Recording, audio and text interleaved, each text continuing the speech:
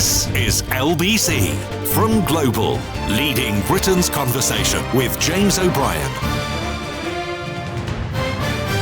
Thank you to Richard in Brighton for allowing me to start the week with a smile on my face. He has texted me already to say, why wouldn't you give them Ian Dale's phone number, James? What is wrong with him? I have absolutely no intention whatsoever to omit Ian from the list of LBC presenters whose details I would theoretically hand over to a potential blackmailer to whom I had unwisely sent intimate pictures of myself. Now, I mentioned that I have a smile on my face. Let me stress immediately that there is a seaside postcard element to this story, but it is a deadly serious story. I think we may, on Friday, have veered very...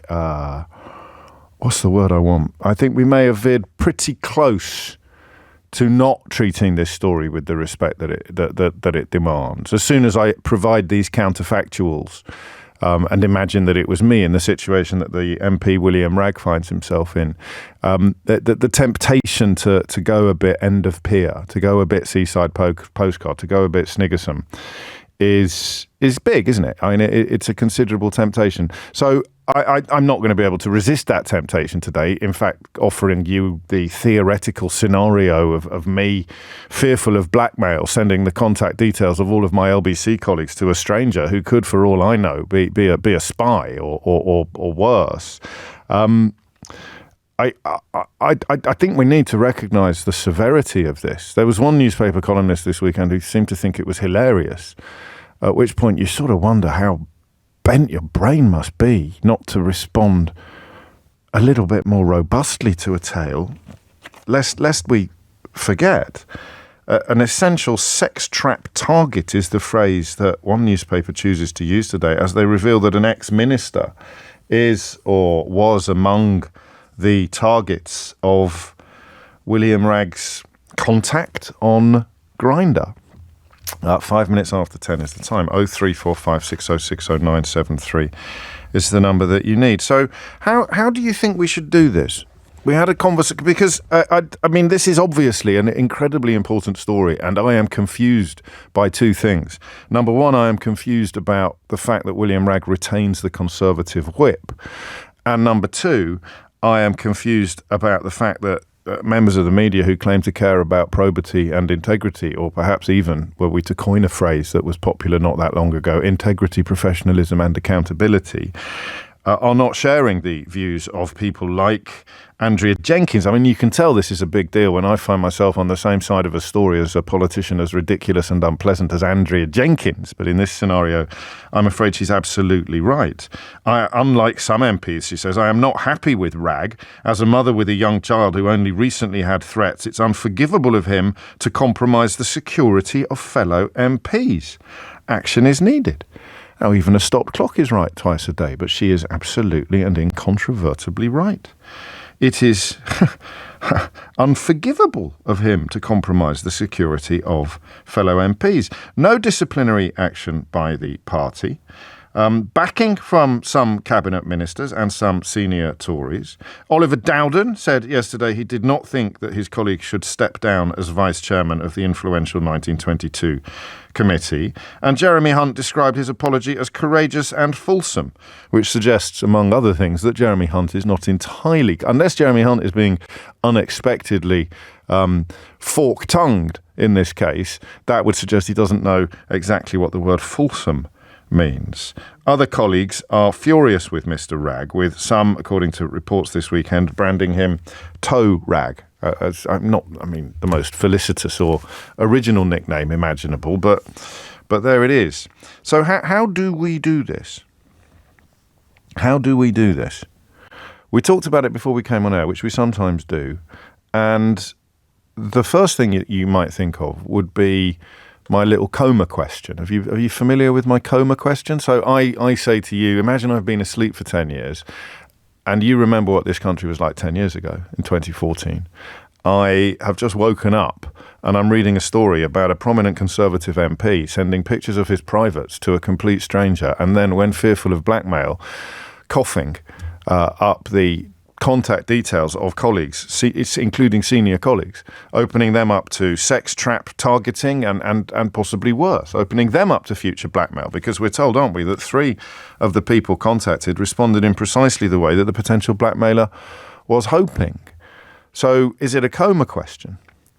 I mean, is it a what would happen to you at work kind of question? I genuinely haven't run this by management because they're a cautious and excitable bunch, and I don't like to give them conniptions unless absolutely necessary. But just imagine for a minute, not that this was me, but that this was you.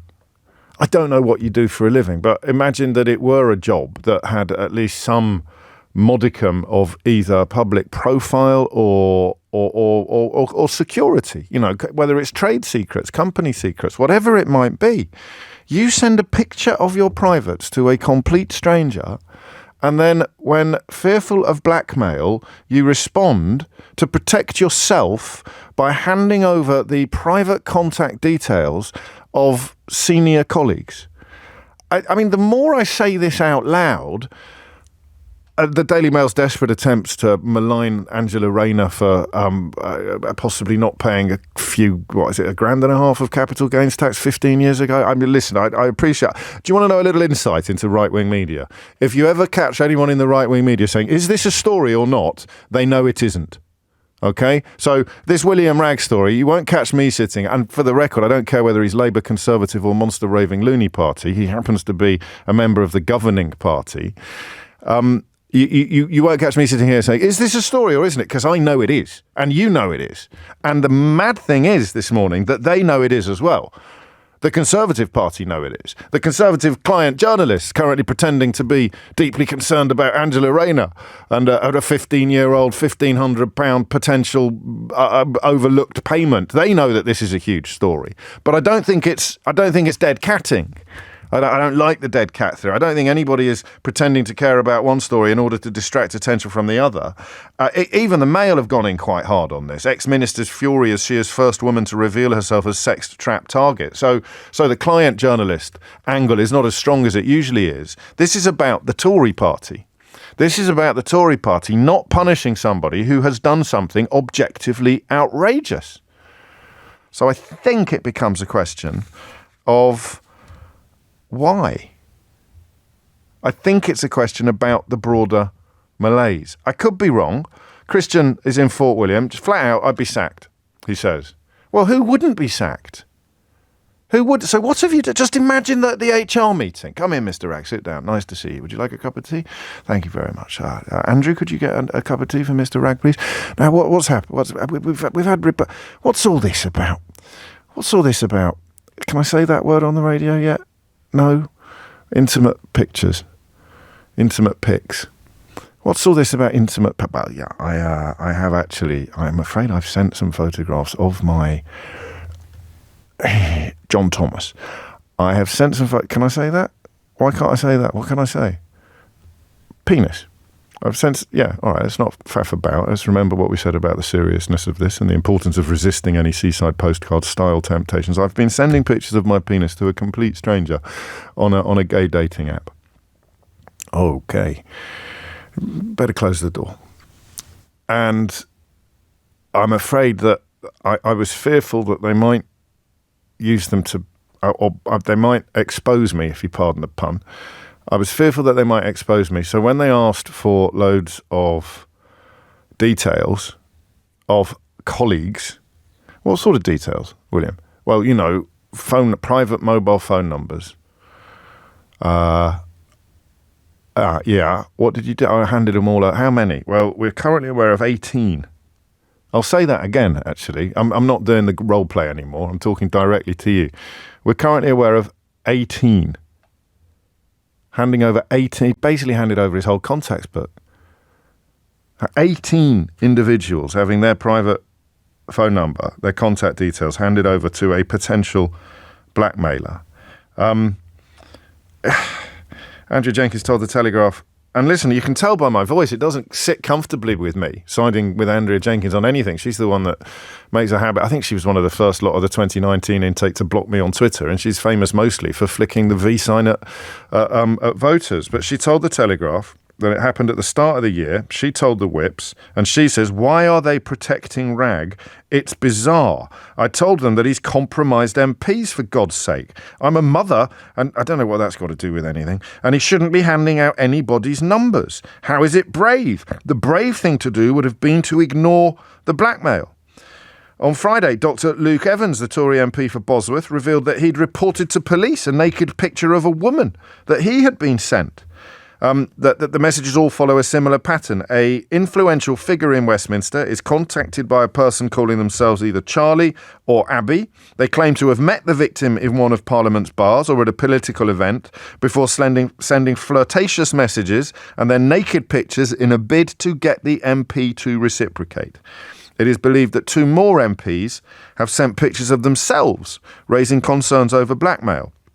And it's not currently known who is behind the honey trap messages nor what their intention is. So for the first and I think quite possibly last time in the history of this programme, Dame Andrea Jenkins is posing the question to which I would like you to provide the answers.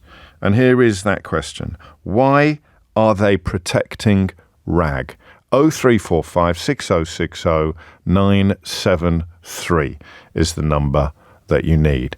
A member of Parliament sends a picture of his privates to a complete stranger and is then blackmailed into providing contact details of at least 18 colleagues, up to and including politicians with ministerial experience, at least 2 of whom are thought to have responded to the blackmailer with intimate photographs of their own. And the man remains not only a Conservative MP in full possession of the Tory whip, but the vice chairman of the highly influential 1922 Committee of Tory Backbenchers. You can come at this because when they create a vacuum, they assume responsibility for whatever moves into that vacuum. I want you to tell me why you think, in answer to Andrea Jenkins's question, why are they protecting Wragg? That's question number 1. 0345 6060 973. Question number 2, you may not know the answer to, in which case don't ring me immediately. Have a think about it. But what would happen to you? So I'd love to talk to you if you are a civil servant, perhaps, or if you work in the diplomatic corps. Well, you'd be a civil servant as well, wouldn't you? Or you're a police officer. You have experience in a responsible job. A head teacher, perhaps. A head teacher, does that work? I don't know what you do, but and also I don't know how you know whether or not how you know what would happen to you if you did it. Because, I mean, let's be honest, it's not the kind of behaviour that we routinely indulge in, is it? But I don't know how you know what would happen to you if you did it, but I do know that you would probably expect some form of punishment.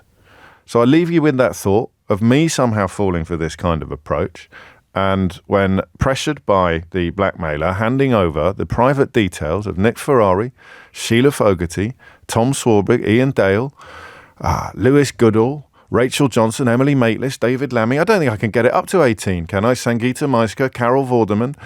Who else? Ollie Dugmore. I throw him into the mix. Matthew Wright. Who have I missed? Matt Fry. Crikey. That's 14. I'm still 4 shy. And I've had Clive Bull. I've handed over all of their details. Now, seriously, I know that's a slightly comical scenario, but if I came on air this morning with my job untouched, with my reputation apparently untarnished, with my colleagues, a mixture perhaps of absolutely bloody furious, completely befuddled, threatened, upset. 2 of them, and God knows which 2 it would be, had responded by sending naughty pictures of their own to the... Don't text me on that. Two of them have responded by sending naughty pictures of their own to the potential blackmailer. And I would come on air at 10 o'clock on Monday morning as if nothing had happened. My position unchanged, my status undiminished. Come on. Pull the other one. Nick Abbott. How could I forget Nick Abbott? And do you know what? He's not actually a member of the... But I'd probably throw in Chris Moyles' number as well for good measure. So that takes us up to about 16, doesn't it? So why are they protecting Wragg? And what would happen to you? 0345 6060 973. If you hit the numbers now, you will get through. But remember, This is a serious... and Ben Kentish, thank you, Esther. And Henry Riley. There you go. We've got 18. All of them handed over. All of their numbers. And I turn up for work on Monday morning as if nothing has happened. Come off it. It's 10:18. James O'Brien on LBC. It is 21 minutes after 10, and I am going to add another name into the mix, actually, when we are puzzling over the response to William Wragg's behaviour, and that name is Hugh Edwards, a quite fantastic broadcaster who got himself into extremely well-documented bother last year, much to the detriment of his own mental health. Even last week, people were pretending to be outraged by the existence of contractual sick pay and the things that are signed when you sign your employment contract. But goodness me, off the top of my head, I don't remember whether or not rent-a-quote Tories were queuing up to give a kicking to Hugh Edwards when he found himself in a different but comparable situation. But goodness me, if you needed evidence of double standards in a glorious technicolor, that here they would be.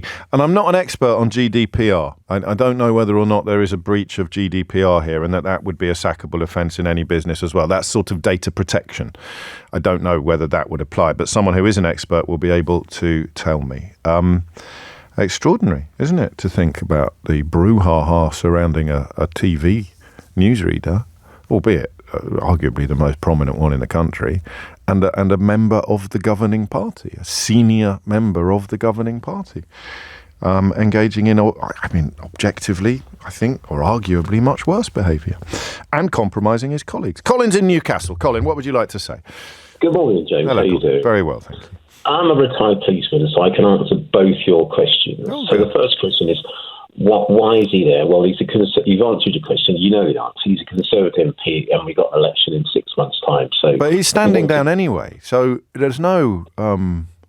I don't know if it is that. I wouldn't come on air and ask the question if I knew the answer to it, Colin. Well, that's probably not true, but it's a little bit more complicated than that. If Andrea Jenkins is baffled, I appreciate she probably spends much of her life baffled, but if she is, for once, rightly baffled by the question of why on earth they're protecting him, as she says, he's compromised MPs, for God's sake. The question becomes a little bit more complicated than you allow, I think.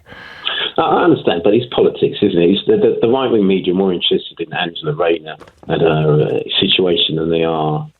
fair, only the Mail. I don't think anyone else is particularly bothered by that. Well, Nick Ferrari mentioned it this morning. Bless him. I'm sure he went in very hard on the Conservative MP deliberately compromising colleagues who have had ministerial experience as well, but I mean, that's a conversation I can have with him. Yeah. All right, so move on to the... I'm not satisfied with your answer to the first question, for the record, but what's your answer to the second one? I'm a retired policeman, and there was a guy, a policeman, a serving policeman, many, many years ago, went on a dating website, happened to be in his uniform. He wasn't exposing anything controversial, shall we say, use that word, of his body parts, but he was on a dating website in his uniform, trying to attract females. He was investigated and sacked. So that's the difference. If it had been a policeman or anyone else, civil servant or doctor, they would have been gone long ago investigated. I don't know if there is double standards here. I don't know. I mean, it's a security risk for God's sake. He's a senior MP. Yes. We all suspect the people behind this are not people. It's government agencies, whoever. Do you think it's more likely to be espionage? Because there was a terrible story not long ago involving a Conservative MP called Brooks Newmark, who fell for a very, very similar thing, and his feet didn't touch the ground. So again, that does slightly challenge your cynical, it's just politicians doing politics argument, because the 10 years ago it was a completely different kettle of fish. But it is... I mean, your personal view that it's more likely to be a rogue, more likely to be a governmental level rather than just a journalist trying their luck or something like that. It could be two things. I mean, as an ex-skeptical policeman, it's either two things. Mostly that there's a means to an end. So it's either someone after money, the usual thing. That's a great point. It's got to. This is only going to be a step in a process, isn't it? So it's money, influence, or information. Power, corruption. The usual three things that cause people to act in a certain way. So this isn't just a one-off person doing this for the fun of it. There is a means and motive. I'm sure that lots of other MPs, if you dig deep enough, I'm sure there are many other MPs or senior civil servants who have also been contacted, because I'm sure they've revealed details of other people. It spirals on. I'm sure this wasn't the first time it's happened recently, and I'm sure it won't be the last. So suspend and investigate? Yes. Like you would do any other person. Like you would do. I don't know that I'd be. I don't want to tempt fate, but I don't know that I'd be on air this morning if this had come out about me last week. Well, of course you wouldn't. And if I did this, which I wouldn't do, of course I wouldn't do. But I would have been. Put it this way, James. I've seen guys done a lot less, like that guy did. Yeah, and he was just in uniform, because there's things in his contract about bringing into disrepute and all the usual caveats and codicils. And we haven't even touched on the GDPR angle of it, which may have your retirement may have predated that. Thank you, Colin. 0345 6060 973. It is an extraordinary business, really, that has split the Conservative Party, which insulates any concerns about partisanship, because, I am here essentially promoting Andrea Jenkins's position on a story that has affected her personally. So why? And I'll check the details of that Brooks Newmark story from a few years ago as well. But if memory serves, it was an almost identical scenario. Phil's in Margate. Phil, what would you like to say? Morning, James. I think the question needs to be asked about your security clearance. Again, like the previous caller, retired police officer. I worked around Parliament. I was security cleared. Okay. You had to be interviewed every year, personal background, and the main thing they're concentrating on is blackmail. Yes. Do you live a lifestyle that could compromise you, and then get an outside agency to blackmail you to get information about the job you do? So, his judgment is outrageous. Just words fail me. Yes. But his security clearance should be pulled immediately, because he's still going in and out of Parliament. He's hearing conversations. His colleagues are talking about things that... He's deputy chair of the 1922 committee, so I don't know how much makes its way down from the chairman, but that is the engine by which prime ministers are replaced. Trust me, they have dinner together, they have informal chats. He would be privy to certain information that normal members of the public wouldn't be. And again, what's frustrating with all politicians, it's like cleverly mentioning a rehypnol. There's different standards. As a police officer doing 30 years, if you'd have done anything wrong like this, you'd have been out. It didn't matter that you did 30 years exemplary service with lots of commendations. You've done what? You would have been suspended. Phil? Yeah, but I mean, even if you were teacher's pet, even if you were your boss's favourite copper, they'd just be looking at you as if you've done what? Yeah. You've done what? Who? What? I know.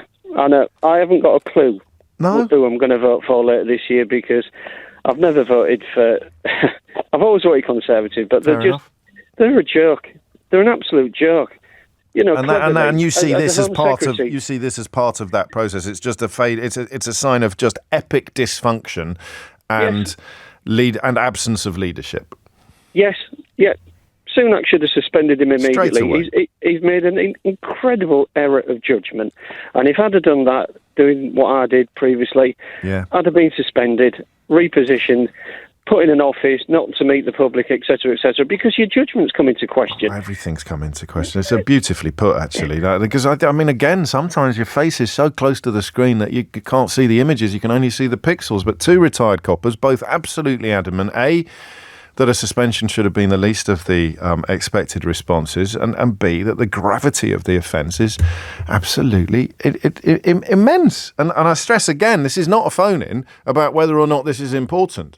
That would be dishonest and disingenuous. The only time people will ever ask you whether or not a story is important is when they know that it isn't, but they're desperately contributing to the inflation of the idea that it is.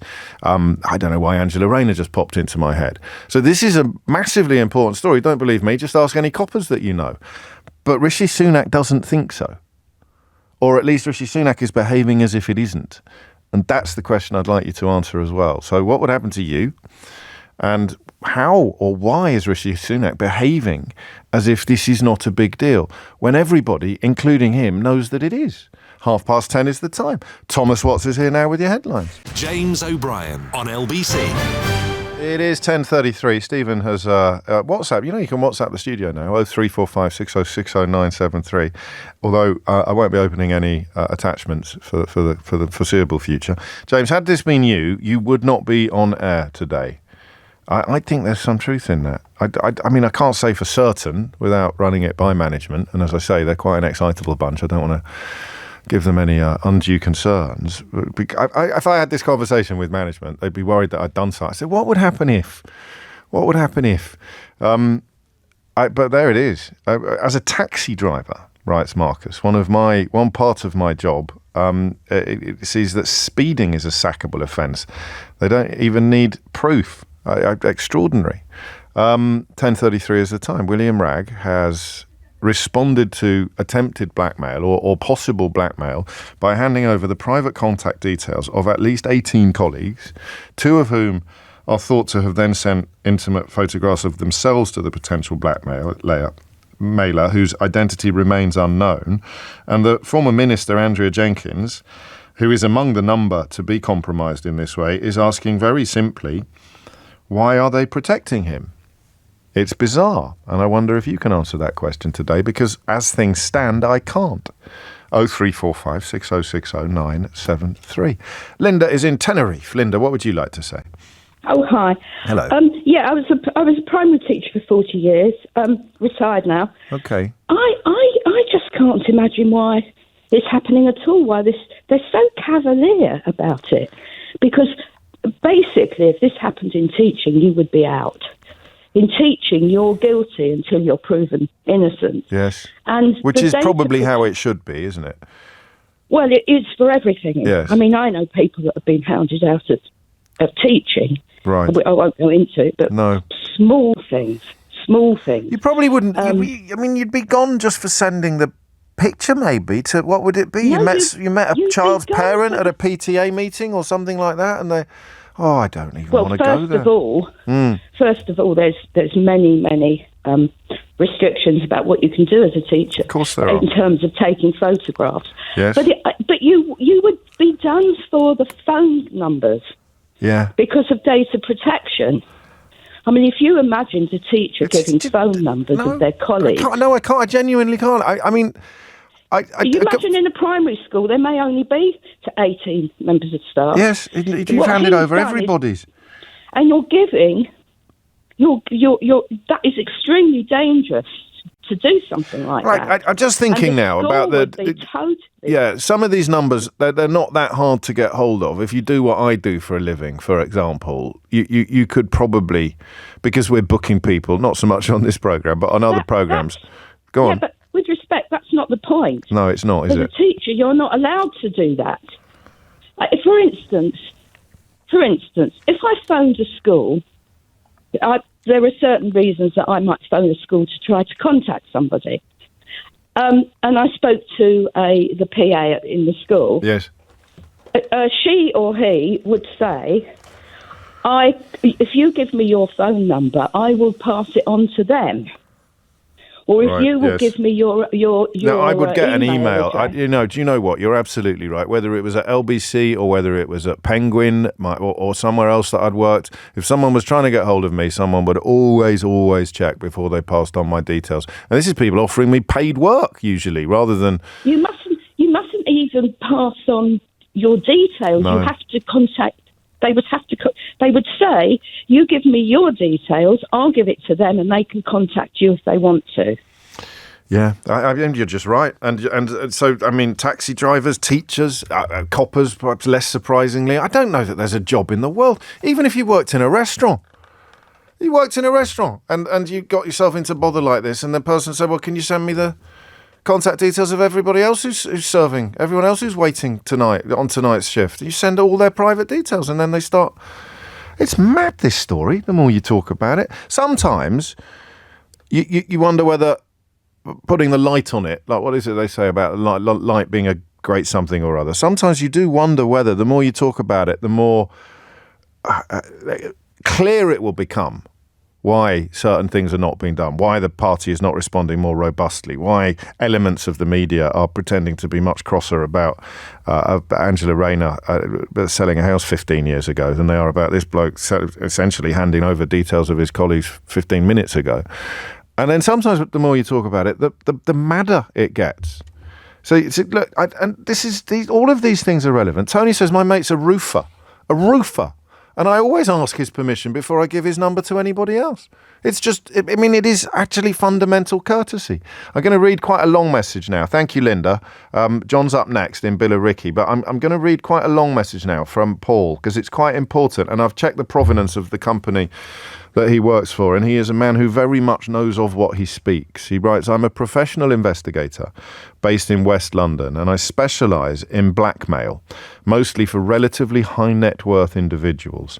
When people are being blackmailed, their whole family and professional reputation is at risk, and their levels of fear are hugely heightened. Anyone being blackmailed is in a state of trauma, and therefore will often make ill thought out decisions.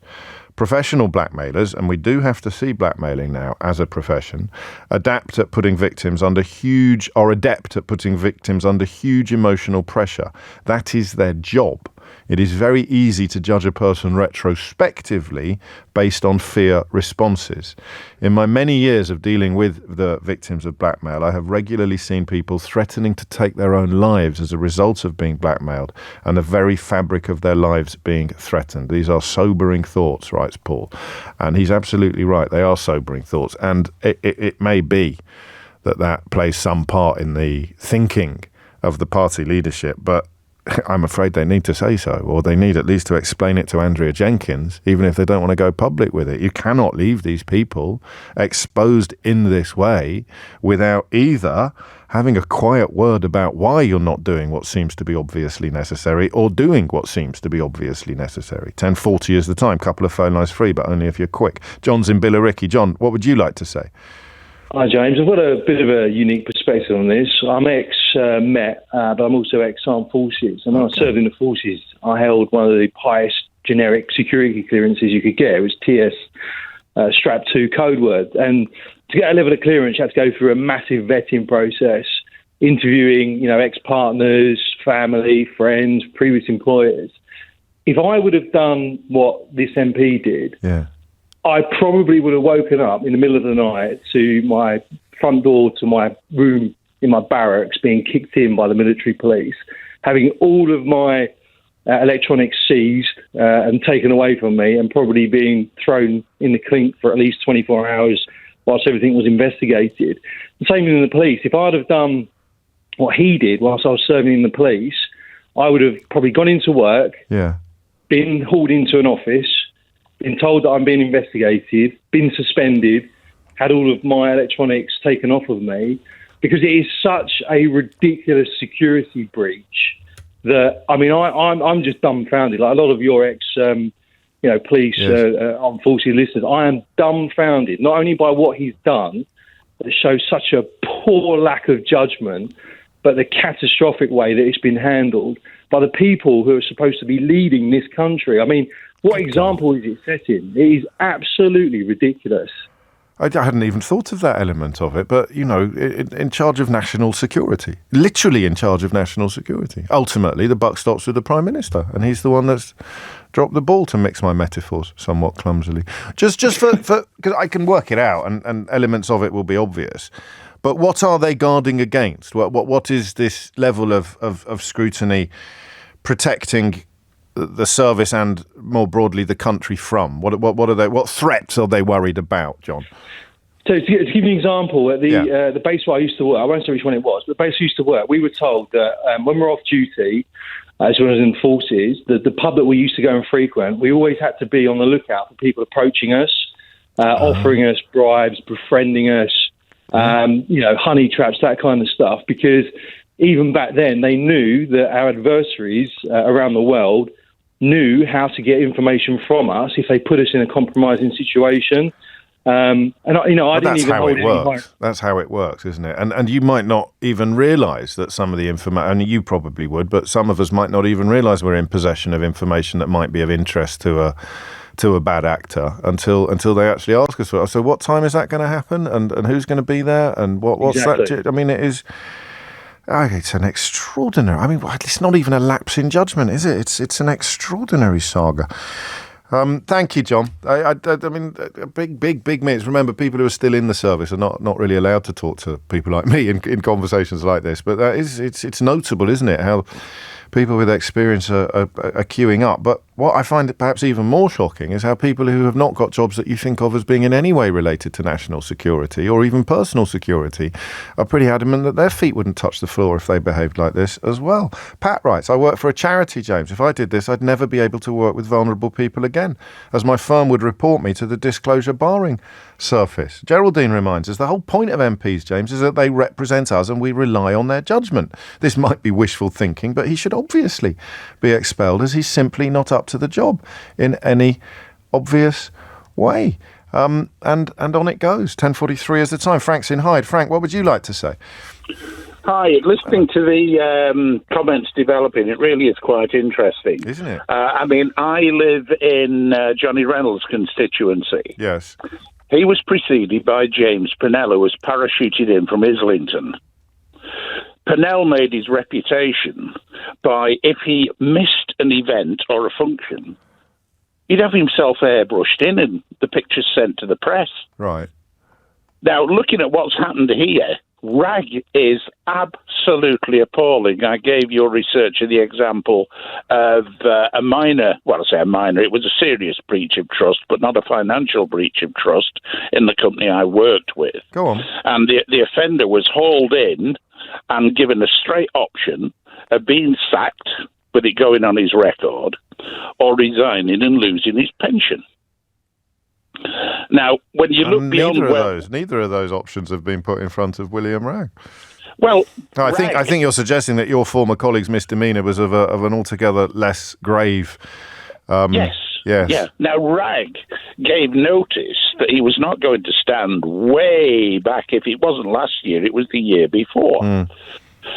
So he's been going for a long time. Why did he decide to go? But the other question that raises itself in my mind, at the beginning of the programme, you demonstrated, argument's sake, a basket full of 18 of your colleagues who would be prejudiced by such a nefarious action. So, argument's sake, James, you are utterly unaware you've got a blackmailer or somebody who's subject to blackmail in your midst.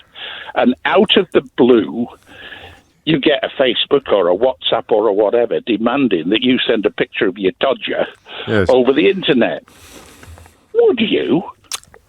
Well, Frank, I'd like to think you know the answer to that. I don't know how often you tune in, but I'd like to feel we've built a connection over the airwaves and that you can answer that question yourself. Yeah. How come 18 MPs did?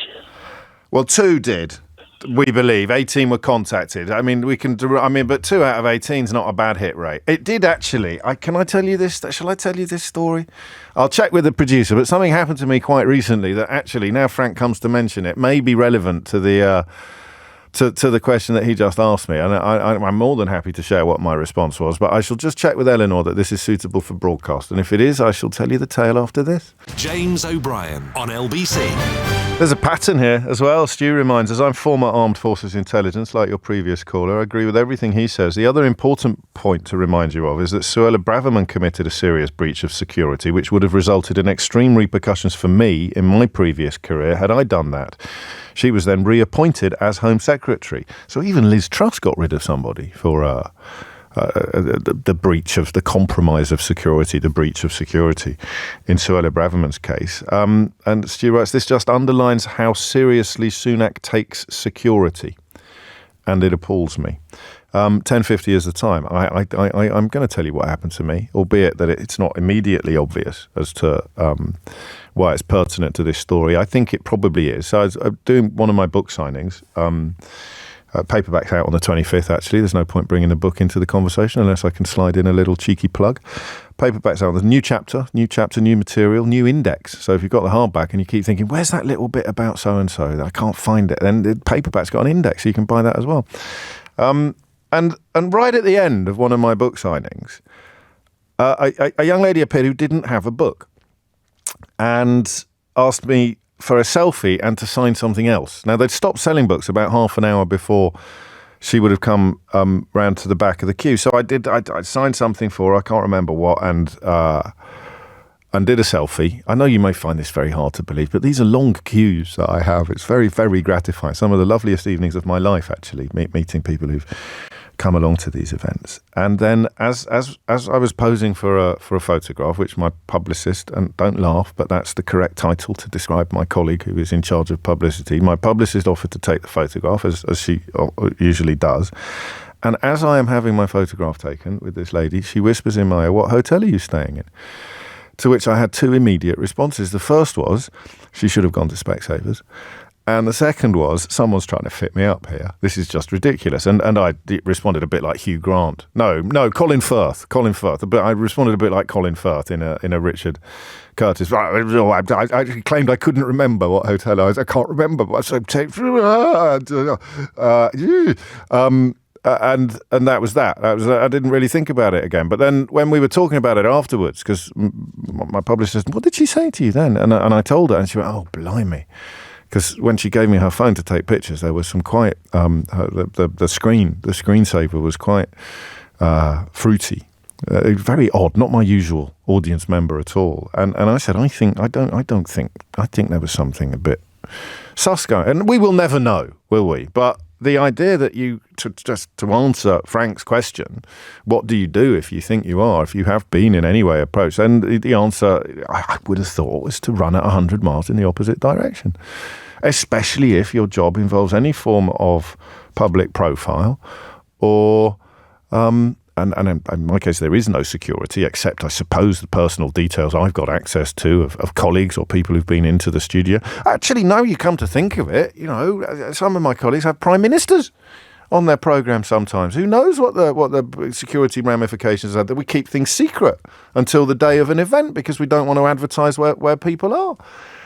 Mayor of London, of course, a regular guest on this programme, frequently finds himself in the upper echelons, the highest levels of security threats. So I could be a victim of blackmail. I could be a target of blackmail.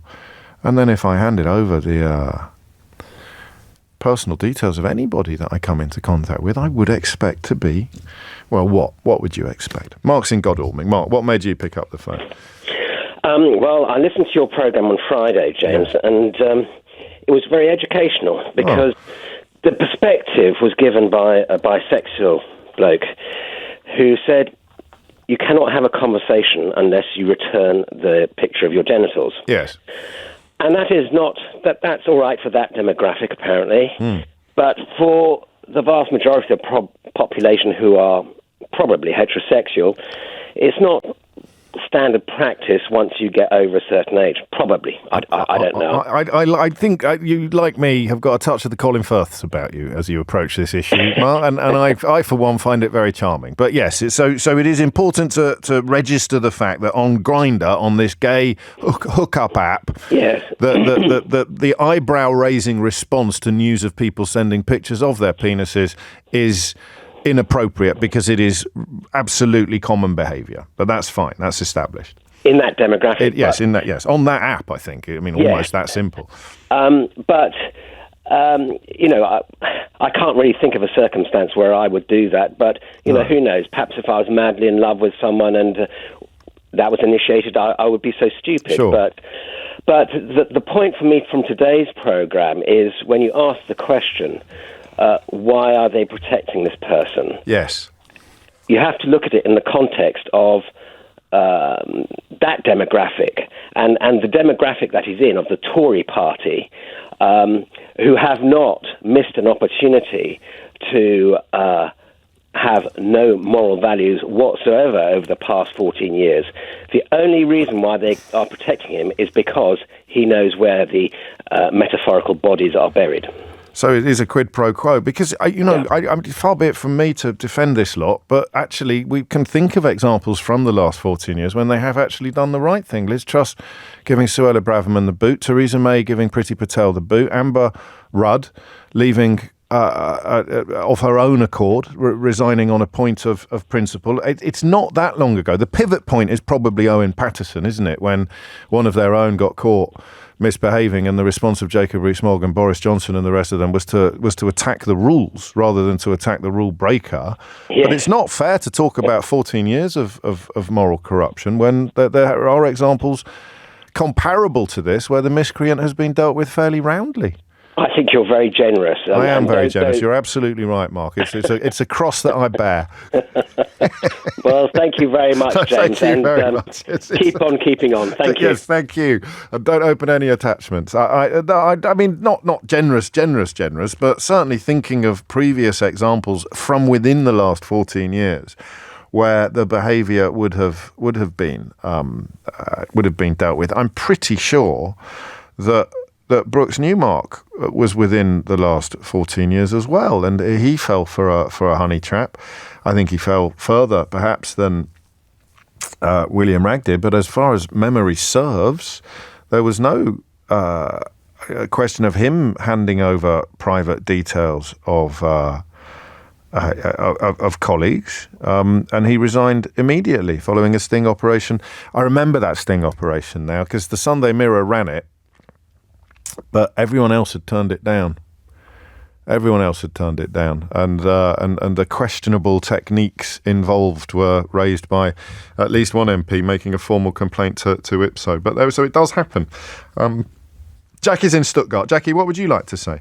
Well, firstly, I can't even hand out private extensions at work without getting into trouble. Really? Never mind, people's private contact details. My feet wouldn't touch. I'd be gone. I'd be out the door. What sort of job is it, if you don't mind me asking? It's only I work in an office. We develop software and hardware for photovoltaic plants. Yeah. So there's a potential, I suppose, for stealing designs, but yeah, of course. It's not the point. I just can't believe Wragg's complete lack of judgment for a start. I mean, you have security clearance. You just don't go posting pictures of your bits on the internet. You don't. No. Well, except that if you're on Grindr, you do. He's but not if you're an MP. No. So what I got for some reason, as you speak, I've got Venn diagrams popping into my head and circles intersecting. Lord. I heard Friday's programmes. I don't want to know. No, but here's people who routinely send pictures of their peckers to complete strangers on, and then the other set is Conservative MPs, and there shouldn't really be an intersection of those two people, should there? I mean, that is the price you pay. That's what I wonder about. Yes. But who else is involved? Who else sent pictures? I don't think the protection is particularly about Wragg. They're trying to make it go away. They're trying to bury the story. And they're making it. It's another example of Sunak sitting on his hands doing absolutely nothing. When he did this in November with Braverman, when she was stirring up the crowd, instead of acting robustly and either suspending or firing Wragg or having him step down, this business of trying to put a ring round him, trying to encourage other MPs to protect him, is making it worse. It's just fueling more speculation because people are wondering why. What is going on? Well, I don't know that. I didn't watch it myself, but at least two people have told me that it didn't even get raised on the Sunday morning, the BBC One flagship Sunday morning politics show. Are you sure? I find that, even by her standards, I find that impossible to believe. Nothing. It's like we just we're going to pretend it's not happening. Angela Rayner, look over there. Good grief. It's mad, and the only thing it's doing by doing nothing is making people wonder how high up the food chain are the other two people involved. How much more can there be? Well, yeah. I guess we're also back to the response from some corners of the Conservative Party when Hugh Edwards, when the Sun went after Hugh Edwards for again, exchanging of messages and images. Thank you, Jackie. And there it is. I don't think we've found anybody in the course of today's programme who can confidently say to me, if I did what William Wragg had done, I too would be untouched by consequence. If I got caught or I confessed to doing what William Wragg has done, I too would be able to return to work the next day without any diminishment of status or position or employment. And it is a little bit mad. Paige suggests it might even be woke to expect that elected officials shouldn't just abide by the same rules as the rest of us, they should actually behave better. James O'Brien on LBC. 3 minutes after 11 is the time. Should we play one of those games where I give you the first half of a story and then promise to give you the second half of the story if you stay tuned and then often forget? We all enjoy those, don't we? Yes? Okay. How many Reform UK, and that's the one led by the bloke who isn't Farage, not the one led by the bloke from Lewis who wasn't Lewis.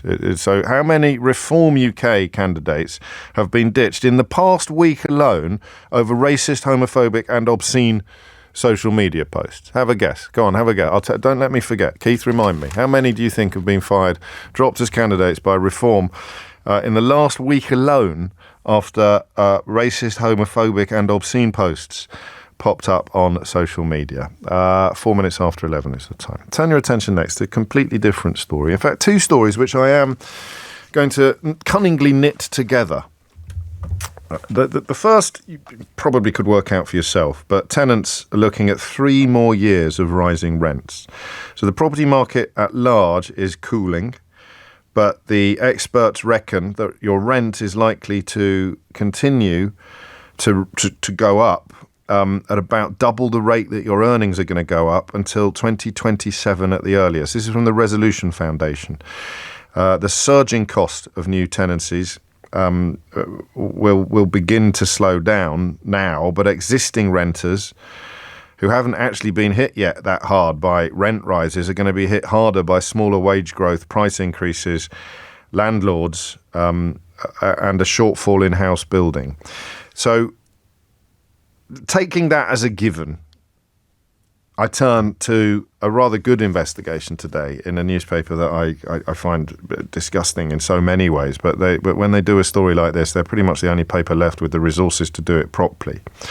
And the Mail has sent a journalist to Bristol to look at a scene that you would struggle to believe was happening in 21st century Britain. There is, Bristol is a very interesting city for a whole heap of reasons. And it's also blessed with a lot of green space. And it is alongside one of these green spaces on the Bristol Downs, part of which was bequeathed to the public in 1861, this being Bristol, almost certainly by someone who'd made a ton of money out of slavery. But nevertheless, it is along Parry's Lane, just to the north of the Downs, that a sort of de facto campsite has been established by people who presumably, well, not presumably, because the Daily Mail have interviewed some of them, by people who who haven't managed to keep up with the cost of living crisis. So they have opted out, as it were. That speaks of choice, doesn't it? They have they have slipped through the cracks and landed in caravans,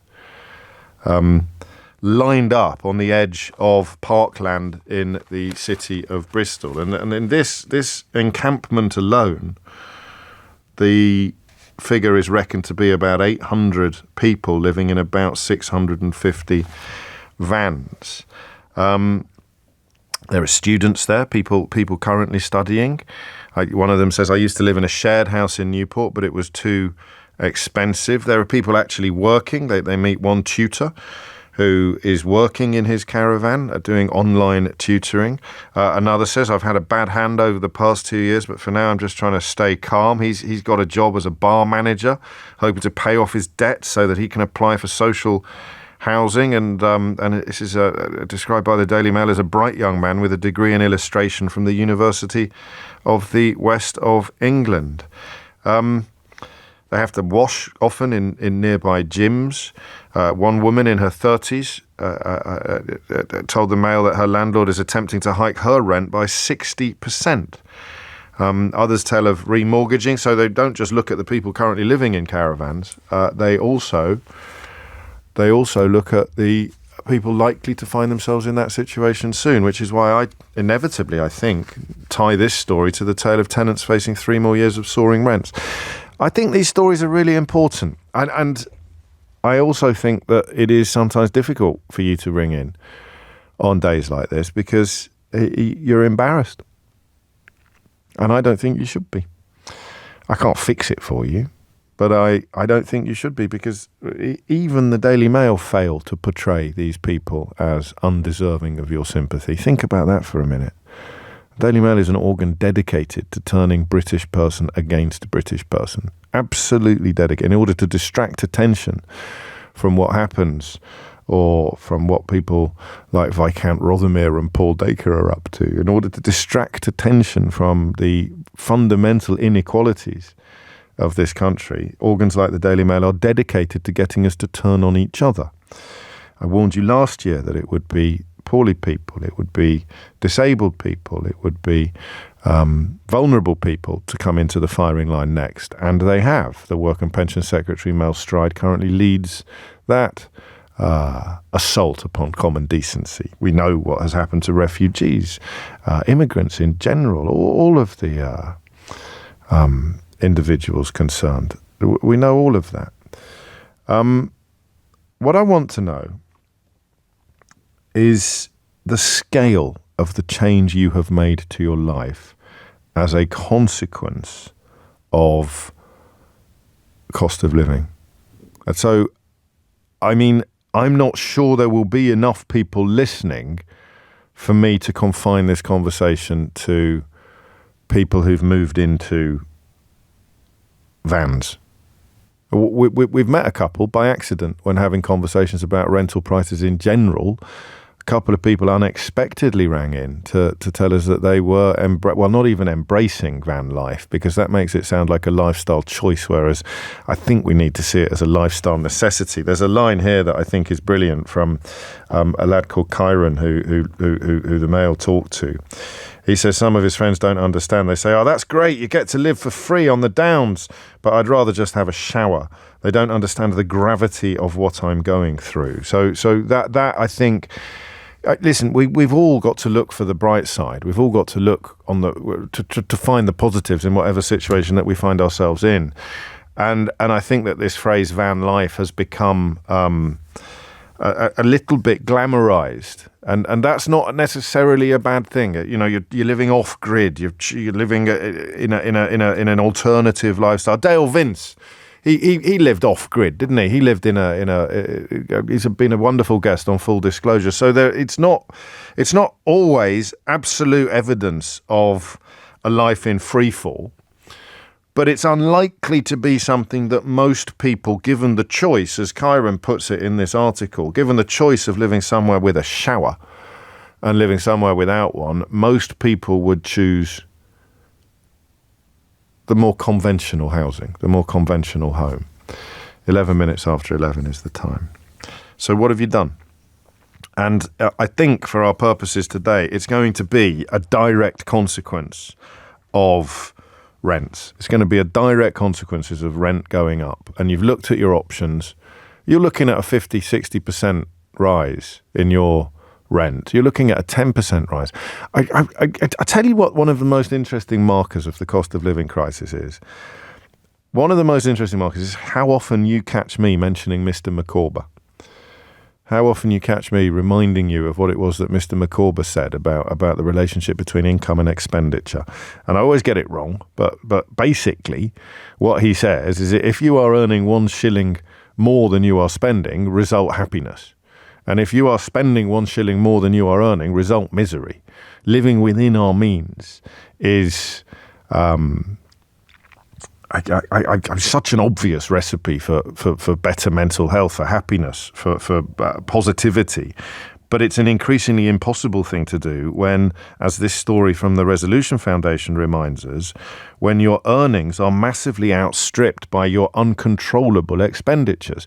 Now, rent, property, mortgage is very much in that category. You know, you can move almost overnight from being able to comfortably afford where you live to knowing that you can't. Now, some of us would think, let's sit tight for a while. Let's hope that the tide comes back in again, and we might have run up a little bit of debt by then. But when things come back down again, we'll be able to clear that, and we'll be able to move on or move back up again. But what do you think the average rise for a rent in the UK is? The average rent in the UK, how much do you think it's gone up by since February 2020? I want you to genuinely think about this. What do you think it's gone up by? It's gone up by 33%. Now take the single biggest expenditure in your life, right? Divide it by 3, whether it's your rent or your mortgage. Divide it by 3, and then stick that figure on top of what you currently pay. That's what's happening up and down the country, because the word here, the crucial word here, is average. That's normal.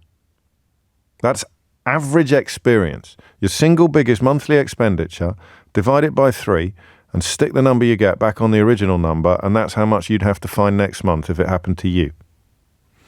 Which is why I started this introduction by saying I have got enormous sympathy for you if you find yourself in that situation, if you find yourself in that position. So, in the time-honoured fashion of this programme, what's it like? What have you done, and what's it like? 0345 6060 973. David's response is different but pertinent. Ours has just gone up from 1,300 to 1,900. That's more than 33%, which is why the word average is important. The drastic change on me, James, is that I now work 3 jobs and have 0 days off a week. It's horrific. Rishi Sunak and others are talking about us having reached a tipping point economically. Things can only get better, as Dee Ream so famously sang back in the 1990s. But this isn't going to touch the sides of average experience. Average experience is a 33% rise. David is part of these statistics. 3 jobs, 0 days off a week. These people in the mail today are moving into caravans. And more people, I think, are doing similar things. Like the Mirror, you've reminded me, someone's just reminded me, I've lost the article. The Mirror did a similar thing not long ago on people just living effectively on the roadside. I remember the first time you told me about homeless people with jobs. So we would be going back probably 12, 13 years. It always goes down under Labour and then comes back up again under the Tories. When I first moved to London in 1991, there were shanty towns. I mean, I don't know what other phrase you would use to describe the encampments at Lincoln's Inn Field in particular in central London, where I went to college very nearby, and I genuinely, I still can't quite believe it. Even as I tell you this now, I feel the need to check with somebody who was there. Be about 91, 92, and Lincoln's Inn Field was a shantytown. It looked like a favela in Brazil. People were living in shelters made out of pallets and tarpaulins. I feel the need to check. Did I imagine that? I didn't. And then about 12 years ago, you maybe a bit less, maybe say 10 years ago, you started telling me that the fella who slept in the doorway of Morrison's near you actually had a job in Starbucks. And that's where we are now. So you can't really muster up the usual tactics if you're the editor of the Daily Mail and turn people against each other on this, because they will respond by pointing out, no, I've got a job. I'm a delivery driver, or I've got a job in a bar, or I'm a student, or I'm working online as a tutor. I just have to live in a caravan because the average rent has gone up by 33% since February 2020. So what's it like? 0345 6060 973 is the number you need. What have you done? And what is it like? It's 11:17. James O'Brien on LBC. 19 minutes after 11 is the time. It won't just be Bristol, of course, but Sarah tells me there's loads of van sites there now. St George's Park even has a makeshift commune next to the park, and Pitters knows of what I speak. I worked at Lincoln's Inn Field in the early to mid-90s, James, and yes, it was a shanty town. They had a regular soup kitchen there. I don't know if I've expressed that to you. I'm trying to think what my kids would think. Just that idea of it being normal to walk through I mean, there'll be lawyers around Lincoln's Inn Field earning millions of pounds, weren't there? There's sort of corporate HQs there. It's got one of my favourite museums in London there, the Sir John Soane Museum. But when I arrived, I remember I'd been at boarding school, I'd grown up in Kidderminster, and I'd spent the previous 6 months living in a shared house in Chiltern-cum-Hardy in Manchester. So it wasn't an entirely rarefied experience, but I couldn't believe my eyes. And I think we're in similar territory now, albeit that the caravans have replaced the pallets and tarpaulins. Will's in Taunton. Will, what made you pick up the phone? Well, just about 5 years ago, I think it was late 2018, I ended up having to move into a caravan because, financially we couldn't afford the rent anymore. It kept going up. And the problem is that once you're out of housing, yes, getting back in is an absolute nightmare. Because you need a deposit. because being poor is expensive. Yes, that's Vines's boots, isn't it? That's the very much so. Yes. What's it like? So the upside is you're very in touch with nature, and if that nature decided to destroy everything you own, it would cost, I think, tops $5,000 to literally replace everything in my life, which is good in a way. The downside is that, of course, it's a terrible phone line, Will. I'm afraid, I do want to, give you the space that you need to tell your story. But so you're talking about paring down. Can we just see if we can improve Will's phone line and then get him back on as soon as possible, please? Thank you. George is in Reading. George, what made you pick up the phone? Well, it's hello, James. Sorry, long time listener, first time caller. Welcome. Basically, I couldn't believe the topic because it's described my life, what I'm currently going through. Go on. So I just turned 50 in December. I had incurred a load of debts. I'm an IT contractor. Right. I started from the Lone Child Scheme. I was fighting that debt. I got really depressed, and unfortunately I just started spending like crazy, so I added a load of personal debts, but because I was still in work, a high paid job, getting a very good income, my credit rating was great, so I could always remortgage and get a loan and remortgage again and just keep going up. Yes. So the debts kept going up. I was meeting all the debts. I was never in, the credit rating was always excellent. Sure. Until and it seduces you a bit, doesn't it? You sort of think, well, correct me if I'm wrong. I don't want to put words in your mouth, but I know that I've in the past thought, well, if they think I'm good for this, then I can obviously afford it. Yeah. It's sort of low level. History is good. Yeah, exactly. Yeah. So it comes to a point where it's starting to get harder to get a mortgage. You're not meeting as much criteria from the bank. You need to have a certain more. I also had a flat. So the flat that I lived in, I retained it, so I had that as a second income. Okay. So you were in a fairly strong situation, and then the tide went out, did it? The wheels came off. So then COVID hit, so I was paying double mortgage on the flat, so that was just increasing the debts. And then I was out of contract with double mortgages not being paid. Oh, God.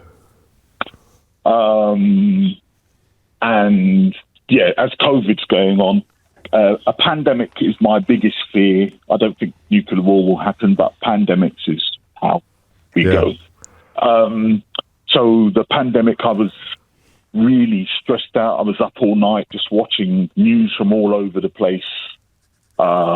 Anything coming out of China, all through Europe when it was really attacking Italy first. Yes. Just see what was going on. I wasn't sleeping at all. And this affected your work, presumably. Yeah, well, I was out of work by and you that didn't time, have so that. So crikey, so everything. So what you're describing is the toll that it all took on your mental health.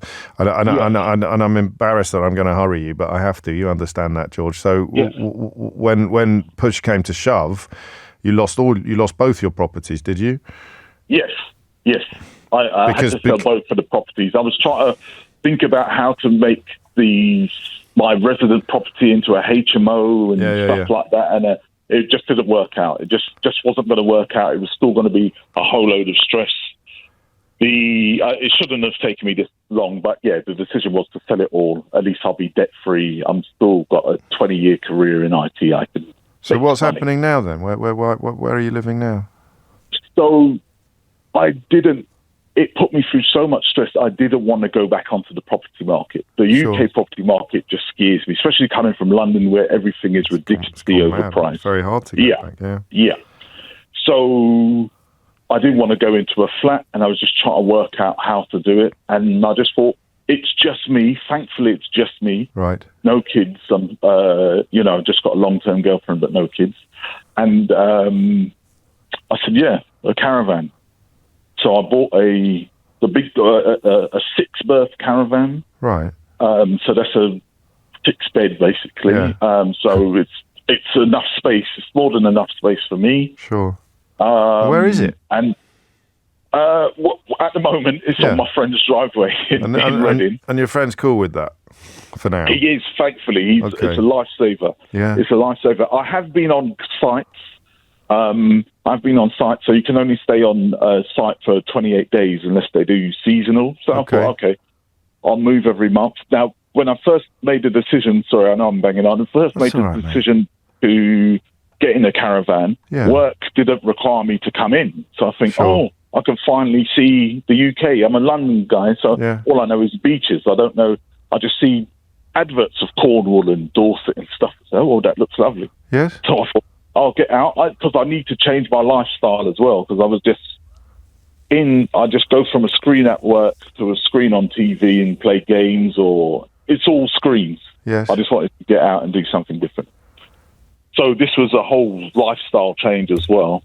But then work, they haven't learned the lessons from COVID, so they start pulling people in. So we have to go in. So you've got to be near work. So you can and flipping out. It's all congregated on your head at the same time, hasn't it? What briefly, George? What does the future look like? Are you planning on getting out of the caravan, or do you see yourself there for the foreseeable now? Oh, yeah, for me, until I retire, I'm going to be in the caravan. That's it now. You've crunched the numbers. You've done the... Yeah, until I retire. So now... What happens when you retire? What happens when you retire? But I've got plans in place. So because I'm earning a decent wage, so basically I should be able to put a minimum of $2,000 away every month. God, you're on a good crack. Yeah. So... No, all right, I get it. So, it's a slightly different experience from the more obvious examples of what we're describing. But in a way, it's smack in the middle of the story as well, because it's about the circumstances overtaking you, really, and the caravan, then becoming the only way that you can keep all the plates spinning. And at least you sound as if you know what the light at the end of the tunnel looks like. So there'll be plenty of people, of course, who don't. George, look after yourself, mate. Stay safe. Tim's in Tottenham. Tim, what can you tell us? Hi, mate. How's it going? All good, mate. What's on your mind? All right, good. So I went into a caravan in about October last year. Before that, I'd been working in TV show. In fact, before that, we spoke a few months ago about... I think it was about why the government wanted us to get silly little jobs riding bikes, rather than hold out for better jobs. Yes. So I ended up. I was working for a TV show. I was on quite good money, but then the actors' strike came along, the SAG-AFTRA actors' strike, and everybody got fired. 40,000 of us got fired on the same day. So that was all right. I started putting applications for housing benefit and stuff like that in, because I could see it might be a while. Yeah. But then I got my landlord decided to put the rent up by £500 a month, because they're from 1,500 to £2,000. That's exactly 33%. Sorry to jump on that. I know it's not, but it is a bit of a coincidence, isn't it? Averages. Exactly that. Yeah, there you go. So that put me in a bit of a sticky situation. I didn't really have a way of getting a flat after that, because I had no income. Yeah. And you couldn't afford to stay where you were. I couldn't afford to stay where I was. This was in Highgate. This was a Highgate village, 2-bedroom flat with a balcony, close to all the parks, Hampstead. It's beautiful. Lovely. I loved it there. Yeah, I bet. It was absolutely fantastic. So anyway, I ended up, when push came to shove, I hadn't come up with a way of finding a new place. I wasn't going to be eligible for housing benefit until I did find a new place. Of course, yeah. So, luckily, although I had no reserves, my mum, this is embarrassing because I'm the same age as you. Right. I'm having to go to my mum to ask for a loan.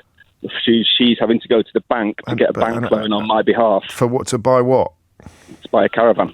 That was the plan. That was what you saw as the only way. As with George, that's the only way I can just make the numbers work at the moment. Yeah, I looked all around for different options. I co-own a house, a property with 5 acres of land in Portugal. Right. I wanted to go there at first, but I thought, well, so when times were good, that was something that you had a few quid to throw into the pot to purchase. Yeah. Before I worked for TV, I ran a massive property, a warehouse, also in Tottenham, that was full of actors and musicians, people who were doing really, really well. Yeah. They just pulled the rug, mate, didn't they? The rug got pulled from under you, and what you do to get back up again is very hard to map. And you're still, and so you're where if you don't have to tell me this. Where is your caravan parked? Where, if that's the right word? It was in a holiday campsite in Lee Valley, where you're not really supposed to live. Sure. And I've ended up having to move out of there because I was looking at the prices that were going to go up over summer. Yeah. And by the time we got to summer, it was going to be about £1,500 a month just for the pitch, which, I could get a flat for that. Well, sort of a flat. Well, that's because they're seasonal rates, aren't they? So they get that's what holiday makers will pay for their holiday. So where are you now? Yeah. So I've got another flat. Right. It's in Tottenham now, but on the high road. It's £200 a month less than the place that I lived in Highgate. But bear in mind I was in a beautiful area. I got 2 bedrooms and a balcony, a big flat. Here I get 1 room. It's a kitchen with a bed in it. Yeah. The door opens straight onto a corridor that is usually full of crackheads, smoking, crack heroin, filling the place with the nasty smoke. Yeah. Because the front door onto the drug dealing hotspot doesn't lock. No. So, once I'm in my flat, it's nice-ish, but the fact that is so similar in price to what I was getting in Highgate just a year ago is the difference in what's happening. No, and of course, that adds to the sense of stagnation. So I'm going to get out of this. You've made progress in one sense by getting out of the caravan and into a flat, and yet how could you not compare the flat that you're in now with the flat that you were in before and see the complete difference, even though the money is barely different at all. Tim, mate, take care. These conversations are very, very important, and I can't have them with you, but I don't think there's any subject that makes me wish that we had magic wands more than this one. There really isn't. 11:32 is the time. Thomas Watts has your headlines. James O'Brien on LBC. 11:36 is the time. Colin points out that, or explains that deep within the UK is the ideology best described by Ebenezer Scrooge. That's, I think, before the ghost of Jacob Marley visited him in A Christmas Carol, when he said, there are plenty of prisons and workhouses for the poor. And speaking of literary references, a couple of you are wondering what on earth I was talking about when I talked about Vimes's boots. This is a quite beautiful distillation of economic reality by the late, great Terry Pratchett, who had a character in his Discworld series of novels called Sam Vimes. And I'd read it to you, actually. It's worth listening to it in full. The reason that the rich were so rich, Vimes reasoned, was because they managed to spend less money. Take boots, for example. This is the caller a few moments ago said that being poor is expensive. It sounds counterintuitive, but it's not. Take boots, for example. A really good pair of leather boots cost $50, but an affordable pair of boots, which were sort of okay for a season or two and then leaked like hell when the cardboard gave out, cost about $10. But the thing was that good boots lasted for years and years. A man who could afford $50 had a pair of boots that would still be keeping his feet dry in 10 years' time, while a poor man who could only afford cheap boots would have spent $100 on boots in the same time and would still have wet feet. And there is the theory of Vimes's boots, which is sort of an economic explanation of almost unparalleled simplicity and clarity. We're having a broader conversation, if you're just joining us, about the relationship between income and outgoings, but inspired in part by 2 stories. One about rent going up by 1/3 on average since February 2020, and warnings from the Resolution Foundation that it ain't stopping anytime soon. It's forecast by the Resolution Foundation to rise at almost double the rate of earnings between now and 2027. And then a remarkable investigation in the Mail into the city of Bristol. But some of these circumstances, I'm learning from you, are emulated around the country, of people looking at their options. And this is, I forgive me for sounding a bit voyeuristic, but this is what I find interesting. You look at your options, as all our callers today have done so far, and you think, the only thing that's going to work for me now is to move into a caravan. So you did. We haven't done much on what it's like. We've done a bit now on what the journey to one looks like. But what is the lived reality of giving up a flat, as it were, or a house, for a caravan. 0345 6060 973 is the number that you need. 11:39 is the time. Sam's in Northwich in Cheshire. Sam, what would you like to say? Just a similar experience really with the effect of rent. I've due to rent going up and private landlords putting it up every year. I've moved around a hell of a lot. I've probably lived in 14 different addresses over the last 5 years. Good Lord. The beginning of my experience really was just before COVID, where I was living in the Midlands, and relatively lower rent at that point, pre 2020. Obviously, at the end of that, rent wanted to go up. I recently had a little one born, so looking at kind of moving a bit closer to family, and found a property in Northwich at the time, which was like a kind of a muse property, a really small apartment. I had the unfortunate circumstances of actually living next door to my landlord, which that can be a plus, but in your case, obviously, it wasn't. It was definitely a negative. Okay. There were a lot of issues around the flat with plumbing and things like that, and that person was a new landlord and didn't quite understand what their responsibilities were. So we had a lot of issues with the plumbing, and eventually we kind of got somebody out to deal with it. Tried to speak to the landlord and say, look, it is technically your responsibility. It's inside the property. It's the pipes. They refused. They refused to help out. So I had to kind of fork out the money for the drainage people to come round. I did end up having to borrow money for that. We did get that back at the kind of end of the tenancy. That place was about £600 a month. Okay. Eventually, we kind of had a fallout with them. So where are we now, Sam? What's going on now? So at the minute, I've managed to find so my last property was £550 a month. The landlord then wanted to put it up to £800 a month. Yeah, I don't think most of us realise the scale of these increases unless you're smack in the middle of it. You see, I know that when mortgages went bonkers after Liz Truss's lost weekend in Downing Street, that you get some indication of it. But those of us on the outside just presume it would have gone up by 5% or maybe even 10%. But some of these rises are absolutely epic, and most of us make a choice based on what we can afford. So if you can afford it yesterday and then it goes up by 30%, you simply can't afford it tomorrow. It doesn't help as well. With and you're in work, everything else. Yeah. Which wages don't really go up in line with CPI. With everybody putting prices up as a minimum of CPI, your wages do not go up in line with that. So you still end up in the same predicament. What do people expect to happen? So what does the light at the end of the tunnel for you look like, or is this just the sort of hamster wheel that you're? It's like a bit of a vicious cycle, really. Yes. Obviously, with the landlord wanting to increase the rent by practically £300, we found somewhere else. We're actually quite lucky, really. We managed to find a housing association that offers rent at a lower than the market rate at the time. So we ended up moving again, found another property, but we've only been here about a year now, and it's already gone up from £540 a month to £650 as of this month.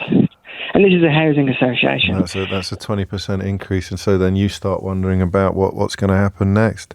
What do you do if you want to guard against this sort of thing? Do you just move to somewhere that you can really? I mean, it sounds so naive, doesn't it? So you move somewhere you can really, really afford.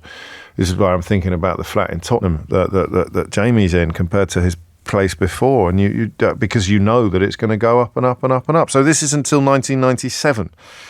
I beg your pardon, until 2027 that the increase in rent is likely to be double the rate of earning. So how many more people are going to be pushed into the kind of positions that we are discussing here? I don't know quite what the political capital is here, because given some of the changes that have been made to the electoral system, I don't imagine many of the people that I'm reading about in the Daily Mail today in Bristol, or many of the people that have got such a peripatetic existence, as Sam describes, living in so many properties over such a period of time, they're going to be much harder to get votes. I don't know that there are votes even in this, given the state of the electoral register and the stuff the reality of moving around all the time, and the idea that the likelihood of the next election being fought by Rishi Sunak claiming that things are getting better seems to be completely detached from the reality of what we're discussing. Thank you, Sam. Paul's up next after the break. The reality of what it's like I want to look at as well when you're in a van. 0345 6060973. Because I've seen it online almost sort of slightly mythologized. And I've had one message saying I'd rather live off the grid than be exploited. And I do understand that. I get that subculture. Back in the days of rave, there was quite a crossover between the sort of traveller, new age traveller community and the rave community. And I saw the appeal of it there, but forgive me, not forever, not for the long term. And it was something that I presume would get harder and harder as you grow up. It's 11:45, and I'll give you that number immediately after this. Today's tea time teaser, except it's not tea time. Tea break teaser, we could call it, at 11:45. Tea break teaser. Shall we introduce a new feature on the programme and then completely forget about it by the time we go home today? Yes. And today's tea break teaser is, how many candidates do you think Reform UK has ditched in the past week over racist, homophobic and obscene posts unearthed on social media? Have a little guess at that number, and I'll give you the real answer, the correct answer, after this. James O'Brien on LBC. It is 11:49 and you're listening to James O'Brien on LBC. Five candidates in a week ditched by Reform UK. And this is people that had got through their vetting process and were poised to stand at the next general election. And they've been let go over the past week over racist, homophobic and obscene posts unearthed on social media, which I predict will see the party being described as woke by its admirers before close of play today. 11:49 is the time. Back to the vans. Back to the curious combination of cost of living plus income. I mean, you can't talk about cost of living without looking at income. And if your rent is going to go up at roughly double the rate of your earnings between now and 2027, then I think a lot more people are going to look at the setup and find themselves thinking that the caravan is not just the only option available. Paul is in Bristol, appropriately enough, because that's where this conversation started. Paul, what made you pick up the phone? I just wanted to bring it home, really, to Bristol and say, because I'm a van dweller. Okay. And it's such a nuanced conversation. Yes. The reasons for being in one. I mean, I've spent time up at Parry's Lane, up by the Downs. And there's a huge mix of people up there that you've already alluded to. I mean, I'm actually a tradesman, so right. I have a steady income. But it just feels like we live in this era now in the UK where like a home almost feels like a luxury item. How old are you? I'm 40. 40. And when did you? So I presume that you had a home. I did, yeah. When did that change, and how? If you don't mind telling me. No, I'll be honest with you. I mean, it started when I had mental health problems around when I sort of turned 30. Sure. Which is a bit of a cliche. No, it's not. But so I had to kind of go over this bump in the road where somebody offered me a van to live in. I started living in it, and I had to sort of endure this first period where your sort of self-worth goes really low. Yes. And you feel kind of scared, you feel vulnerable, and you also, something that's unique to the UK, it feels, is that you sort of get scowled at a lot, and you get a lot of negative, people aren't interested in your story, why you're there or who you are, what you're doing.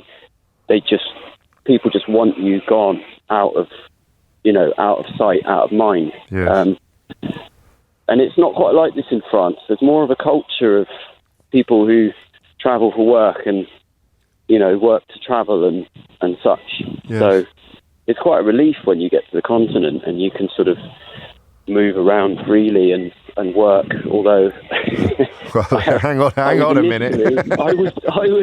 I was actually starting to work more in France and Portugal as a carpenter. Really? Before Brexit. And the door's been slammed shut for me. Well, I mean, on that front as well. Don't forget that everyone knew exactly what they were voting for, Paul. It's very condescending and patronising to suggest otherwise, as we must constantly remind ourselves, while the evidence that none of these people had the first idea what they were voting for mounts up on a daily basis. What do you miss most? Well, just because of my age, it's become a sort of point where physically it really takes its toll on you. I mean, don't get me wrong, there are benefits to both. Somebody alluded to being closer to nature, which is seasonal. If the sun's out, you feel like you're on a win. Yes. But I get a lot of back and body problems and things, and that affects my job. So, but I'm only ever one small problem away from needing to do it. Like about 2 months ago, my niece had a baby at the age of 15. Right. And I suddenly have to make, decisions about I need to be able to help. Yes. Her mum needs to stay at home for a couple of months. She's self-employed. And so I go back into the van in order just to have any sort of spare income. If I need tools, if I need to change anything in my life, I can't do that while I'm living. So you need to raise a few quid. The thing you do is move back into the van. It's almost like a loan facility, for want of a better phrase, a credit facility. It's the only option. In order to have options, it's a bit of a paradox or something. No, but it's in not. order to I understand have any what option, you're saying. Yeah. Like I had a few tools stolen not that long ago. It happened, but then, luckily I was already in the van, so I was able to, make some money and pay it back. But it just feels like I said before that we live in this time in England now where it's a luxury to have even if you're lucky enough to have one, all of your money is going down is going into it, all of it. What does the future look like? What do you aspire to, if that's a fair question or even a helpful one? To be honest, I have to take a bit of an ignorance is bliss. Sure. In order to you mean a one day at a time kind of attitude? Live almost month by month. Yeah. What do I need to do this month? What do I? And then, fortunately, you have very dark times in the winter. I'm sure you do. And then in the summer, you sort of feel like you have a few more options or something. But I can't really look ahead. I'd like to get out of this country, really, but I don't know how to do it. Really? No, well, it's been, as you've just alluded to, it's been made immeasurably harder. How's your sister getting on? How's your niece getting on, more importantly? It's amazing. She's really lucky to be raising a child living at home with, it wasn't the plan, obviously, but see the way that the family are all coming together and, many hands make light work and... So she's doing amazing, actually. I mean, it's been around. Parry's Lane in particular it's been used in this way for quite a while, hasn't it? It might just be now that some corners of the media, like me, are waking up to it. But for you, it's been a reality for the best part of a decade, I think. Well, yeah, there's so few of these places, really. I mean, I'm from Devon, and it's extraordinarily difficult to find a piece of tarmac in Bristol. In Devon. Just to stop for the night. It's a really difficult country in order to have this lifestyle. It's unlike anywhere in Europe. I don't know enough to make those comparisons, but I'm happy to be guided by you on it. I wonder what the historical just explanation for that is. Something Victorian, possibly, or actually landowners is what it will be, won't it? It's primogeniture and landowners, and I'm always struck when I spend time outside London by the amount of the country that's still owned by individuals, and I'm always reminded of that line from the last Duke of Westminster when he was asked for advice on wealth. He said, "My advice to you is to have an ancestor who was best friends with William the Conqueror." And you think that's funny, but you seriously, that will be part of the reason. If our unique history of landowning in this country will be part of the reason why there are so few what could be loosely described as common spaces, which is what the place in Bristol is described as, because it was left to the people in halfway through the 19th century. I've got very, very little time left, but Mark in Durham, you're going to have to squeeze your story into a couple of minutes if you can. What would you like to say? Yeah, you're right, mate. I've been living in a caravan every weekend since last year. I went through a divorce. Okay. So I become homeless. Lost my vehicle. My vehicle was stolen. Oh, no. It had blue problems. I was dealing with solicitors over it. I had to sell my car. So basically, I don't drink, I don't smoke, and I've worked hard for the last 16 years to basically pay for my car. Yeah. I've got married, kids. I've basically had to start my life again. I'm still living, being classed as homeless. I've had no help through mental health. The council said you're not a priority. And not a priority to the point, even though I'm dealing with mental health. Where are you sleeping in the week? In the back of a vehicle. So you're a driver, you're a professional, you're a haulier, are you? Yeah, I'm all over the country. And basically, what it cost me, these new vehicles that keep having problems, cost me nearly £20,000 on top of buying the vehicle, to basically want to sue the main manufacturer because it had the same problem 5 times. And then in the process of all that, I had a van hire, so I'm paying for 2 vehicles. It's like I've just been working. I don't have time off. No, it sounds thankless. It really does. And even without the domestic upheaval as well.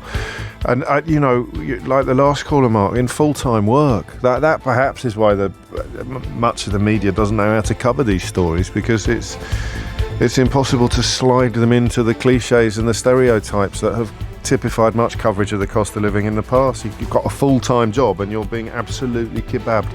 I did warn you that I didn't have much time left, but I still apologise for the fact that we couldn't keep you on the line for longer. I think we'll take a complete change of direction next. And it is a challenge to the long-held belief that hugging a child too much will make them clingy. You should hug your little ones more. And I shall explain why after this. James O'Brien on LBC.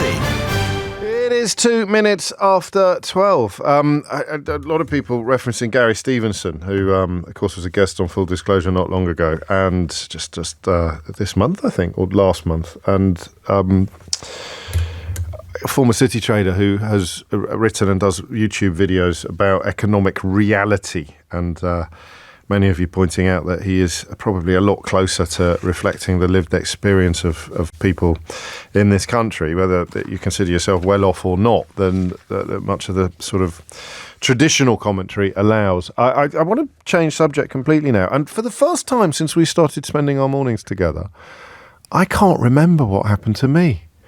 I can't remember what we did on this. I think I can, but I'm not 100% sure. It's a story about hugging children. There are a few things when you're a parent that are more stressful than advice. I think the big one, and I've got to tell you, my oldest is 18 now, which I know some of you will find impossible to believe because you were here when she was born. But that is how much time has passed since we started spending our mornings together. And the big one was breastfeeding. The big one was the pressure that was put upon mums to breastfeed, even if it was incredibly difficult or painful or tricky. And the other one, I can't even remember what the books were called. The other one were leaving them alone to cry. Do you remember? This is the health secretary wading in on this, saying that generations of parents were given the wrong advice about how to care for newborn babies. So the idea was that if you hug a child too much, it will make them clingy, and therefore crying babies should be left to soothe themselves. And the Department of Health is launching a specific campaign now to challenge this perception, to actively encourage new parents to hug their children more. Sometimes I almost envy the sort of lazy, knee-jerk, tabloidy response to stories like this. You can see how much fun it must be just to sort of hit here, slapping your head and going, well, whatever next? We're going to be teaching people to hug their children next. Whatever, oh dear, I don't know. The world's going to hell in a handcart. You can almost envy a kind of Sun or a Daily Mail columnist because they can get their work done in about 40 seconds. So what's the story? Doesn't matter. What's the response? Oh, whatever next? This is awful. The thing about professional advice is that you are minded usually to take it. And therefore, when it changes 180 degrees, it's very hard to make sense of. How will you feel now if you took the advice back in the day. You're going to remind me what the name of the writer was that we all... I've already done the Reform UKT. Stop sending me messages complaining. The answer was 5. What was the name of the book? There was a book that actively encouraged you to leave your children to cry. And my memories are coming back to me now. It was unnatural. But if I say we didn't do that, then you will feel that I'm criticising you for doing it. But if you did do it, if you actually lay in bed listening to the baby screaming its lungs out, and you were like, no, we can't go. No, we can't. There was a book. What was the bloody book called? There was a book that everybody read back in the day. It'll come to me in a minute. Or actually, it'll come to my inbox in a minute. And you say it was just odd. No, you've got to let the baby cry so that they soothe themselves. And you turn on your radio this morning, or you open your newspaper this morning, and you learn that now the official advice from the government, no less, from the Department of Health itself, is the polar opposite. You're now being encouraged to cuddle your children as much as they want and comfort them when they cry and mirror your baby's reactions and emotions. The idea that you can be too tough can damage a young child's mental health and have an impact even into adulthood. It is, as I say, from the Secretary of State for Health, no less. As our understanding has improved, so too must our communication of that advice to parents. Yes, that is the correct person. That is the book I was thinking of. 7 minutes after 12. It was a writer called Gina Ford she probably still is. I just haven't got a great deal in the... I haven't got a lot of skin in the game at the moment for the early days of having babies in the home. So that's one way into this story, but I don't know that we can do that. You can't tell me what impact it had on your child or you that your parents didn't. Well, actually you can, because what I'm interested in is physical affection in general. I'm interested in what it's like to grow up without it. If your parents don't show you love, your parents don't show you affection, that men in particular, until relatively recently, found it very hard to articulate their feelings. I kind of can't quite imagine A, what that would be like, and B, what impact you think it's had on you in later life. So as the official advice goes 180 degrees against what I remember being told just 18, 19 years ago, what are the impacts, do you think? What is it like to grow up with parents who cannot demonstrate affection? You know that they love you. I don't mean cruelty. I don't want to talk about cruelty. I found the last hour quite harrowing. I don't want to talk about cruelty. I want to talk about people. I want to talk about mums and particularly perhaps dads who really struggle to show affection. So on an intellectual level, you know that you're loved, but on a physical and emotional level, the evidence of it is as rare as hen's teeth. They're spending £300 million on this campaign. You see what I mean about how easy it is to be a knee-jerk tabloid type? Got £300 million! Wow! Whatever next? 400 family hubs across the country and online, all providing advice to new parents and offering a place to meet others facing similar challenges. Same governing party, of course, that got rid of all the Sure Start centres that provided a similar service. But, you know, hey-ho, I suppose better late than never. The idea that unhelpful advice early in your baby's life, such as being told to let a child cry it out or to limit physical affection, nearly a third of us say they now feel guilty about following those recommendations. So that's what I'm interested in as well.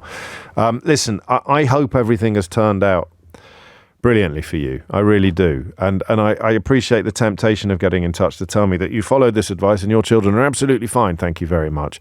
But there is something a little unnatural about leaving a crying child uncomforted. I thought so at the time, and I think so now. But if you did do it, if you did follow the advice, the popular advice at the time, which was to stop physical affection, to let a child cry it out, quite often I think your own mum would be telling you that am I getting this right? Your own mum would be telling you that it didn't make sense, but it was very, very popular for such a long time that a third of people who did it now say they feel guilty about following these recommendations. So that's what I want from you, okay? 2 things this hour. One is growing up without expression of physical affection. What is that like? And as I stress again, it's not about a cruel upbringing or an abusive upbringing. It's you feel an enormous sense of tenderness towards your parent now as an adult when you reflect upon how hard they found it to show love. Among the myriad blessings I've had in my life, this categorically the absolute literacy both my mum and my dad had. And from my dad, who was a sort of Yorkshireman born in 1939, it certainly wasn't a given that he would find it easy to express his feelings, but he did. Both my sister and I are constantly bombarded with love and with hugs and with physical affection. So what is the opposite experience like? 0345 6060 973. But I want also to dig into this, because this must be a horrible thing to listen to on the radio, is that you've always suspected. So you did what you thought was the right thing to do, and no one is doubting that for a minute. But you suspected even at the time that there was something a little bit unnatural about leaving a distressed child to cry itself out. That was the phrase that they used. And if you hugged a child too much, it would make them clingy. You did it because you thought it was right.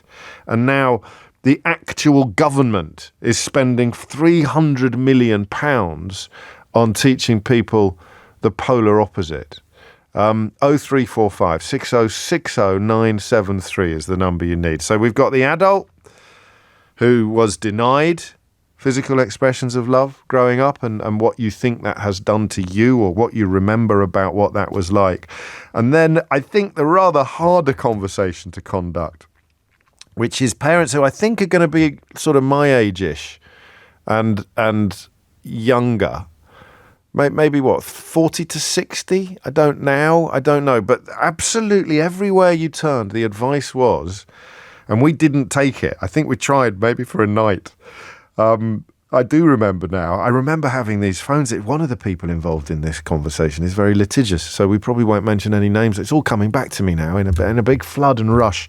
So the advice to let a child cry themselves out and not to hug them, you took it and you wish you hadn't. 0345 6060 973 is the number that you need. There's quite a lot to get through here, but just for the record, I think it's wonderful that governments do things like this. And if you struggle to understand why, then I would actually remind you of the conversation in the last hour. If you're going to make every single opinion you hold contingent upon the experiences you have, then you're going to live a very narrow and desiccated life. You would say to yourself, for example, I didn't need any lessons on how to look after my children. And then 10 years later, if you do what I do for a living, you'll be complaining about a proliferation of mental health problems among young people or about kids being too woke or whatever else it is. Your whole worldview is built upon an inability to imagine what it would be like to be somebody else. So think back to what our second last caller in the last hour said about his niece, who's a teenage mum at 15. You could be 25, you could be 35 and still not know really which way to turn in the early weeks, the early months of parenthood.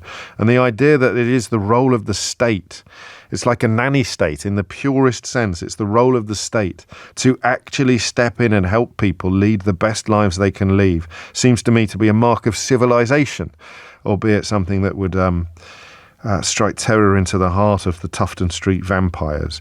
The government will take responsibility for providing advice to new parents and providing a place where those parents can meet each other and share conversations about facing the same challenges. I don't know, start the clock for somebody to start attacking it for all the reasons I've just detailed. But start your clock for calling me on the twin question, really, of a parent who loves you but can't show it. A parent who loves you but can't show it. And possibly, of course, you're that parent. I don't know whether you'll be able to phone me and talk to me about it, but if you fancy it, I'm all ears.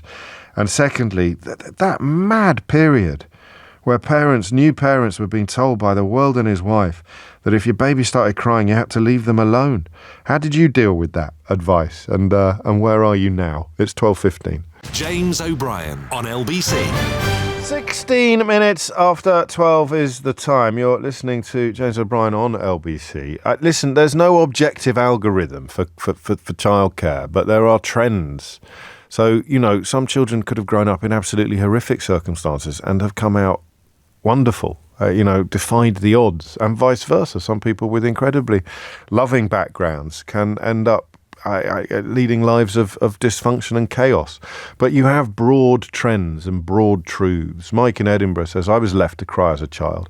As an adult, I've suffered with anxiety. I have no idea if there is any correlation, but I've certainly taken a different approach with my own child. And then by contrast, James in Norwich writes about having gone down this route exactly, and it worked really quickly. And the lad's 17 now, and he's an absolute pleasure to be around. So, I mean, there isn't going to be, as I say, an objective algorithm. But I find myself now thinking, at my time of life, that advising us not to hug our kids when they were crying was just weird.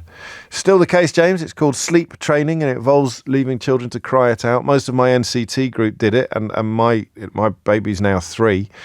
I tried it for a few nights, but it was completely against what I thought was natural and nurturing. Yeah, but you see, Emma, you're putting me now. We sound like we're calling those other people unnatural and unnurturing. Whereas I don't. Anyway, let's open the phone lines so I can stop tying myself in knots. Samantha is in Peterlee. Samantha, what would you like to say? Hiya there. Hello. Just in relation to the parents growing up children without affection, displays of affection. Sorry. Go on. I was raised by my dad. I'm 32 now, and I was raised solely by my dad. My mum was not in my life. Gosh. So I was a young lady or a young child with a male parent, and it was very weird. So the instance I explained to the lady who was talking to me before I came on air, when I was 9-year-old, I was walking through Stockton Town Centre and I was holding my dad's hand, and his wife at the time shot my dad a look and basically said, let go of her hand, she's far too old for this now. I was 9. So you had a stepmother? Well, I had a stepmother, yes, right. But it was a very brief marriage. Oh, okay. Okay. But before the stepmother... God, and you remember that now, don't you? You remember that moment now? Yeah. Oh, yeah, that's it. At the time, it was very fundamental because I couldn't understand why he wasn't allowed to hold my hand. Oh. And the way it got portrayed was, well, look at how people are looking at you. And it was, I think what it was is, it was a man holding a woman, well, not a woman, I was only 9, but a girl's hand. Oh, dear. I explained to the woman as well before I came on an instance when I was younger. I was about 3-year-old, and it was when my mum had left my life. Yeah. My dad and I used to travel around the country, and we used to stay in bed and breakfast. Right. And my dad explained to me at one point that the looks he used to get walking into bed and breakfast and asking for a shared room with a 3-year-old little girl with him. And he's like a 6'6" man. They were very taken aback at the beginning of it. But then do you think they were though? Do you think that was in his head, or do you think that was? No, I don't think that was in his head at all. No, because I've actually seen it. Yeah, I've actually seen it and been around it with him and etc. But on the other thing about the affection, I never really got hugged. I got an acknowledging nod. Right. I never really got much affection in the way of a kiss. I never got a kiss on the forehead. I never got anything like that. When I did get a hug, it would be diluted with a pat on the back or something, to, bring it back from not a feminine action, but you know what I'm trying to say. I do. And do you remember feeling that you wanted more when you were little, Samantha?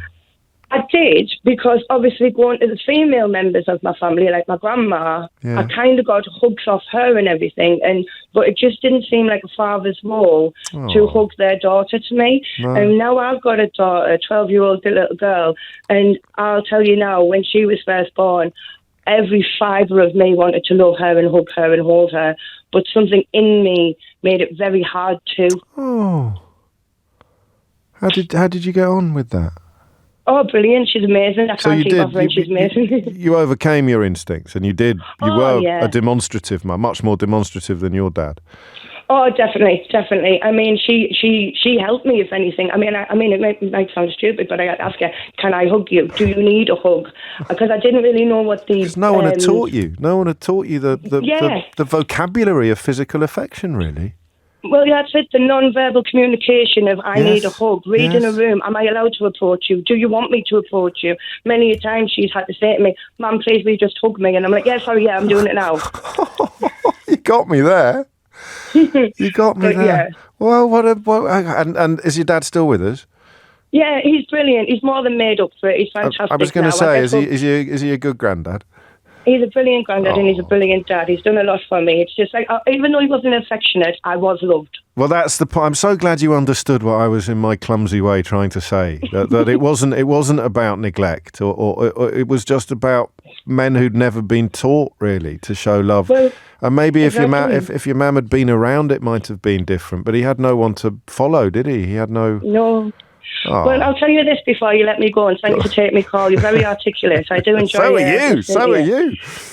Well, the one thing I do remember, one of my happiest childhood memories is before my dad would go back to the family home after work, he would pick me up and take me to the shop, and we would eat a bag of raisins in his van, away from the family home, so that me and him had that time. Little moments together. Yeah, like quickly eat it. We've got to get back. They'll know we've gone, and that's nice. So that's what I mean. It wasn't a hug, but I got affection in a way. Oh, thank you. That you've covered so much ground there, and I mean 3 generations as well, and all leading towards such a happy ending. Thank you, Samantha.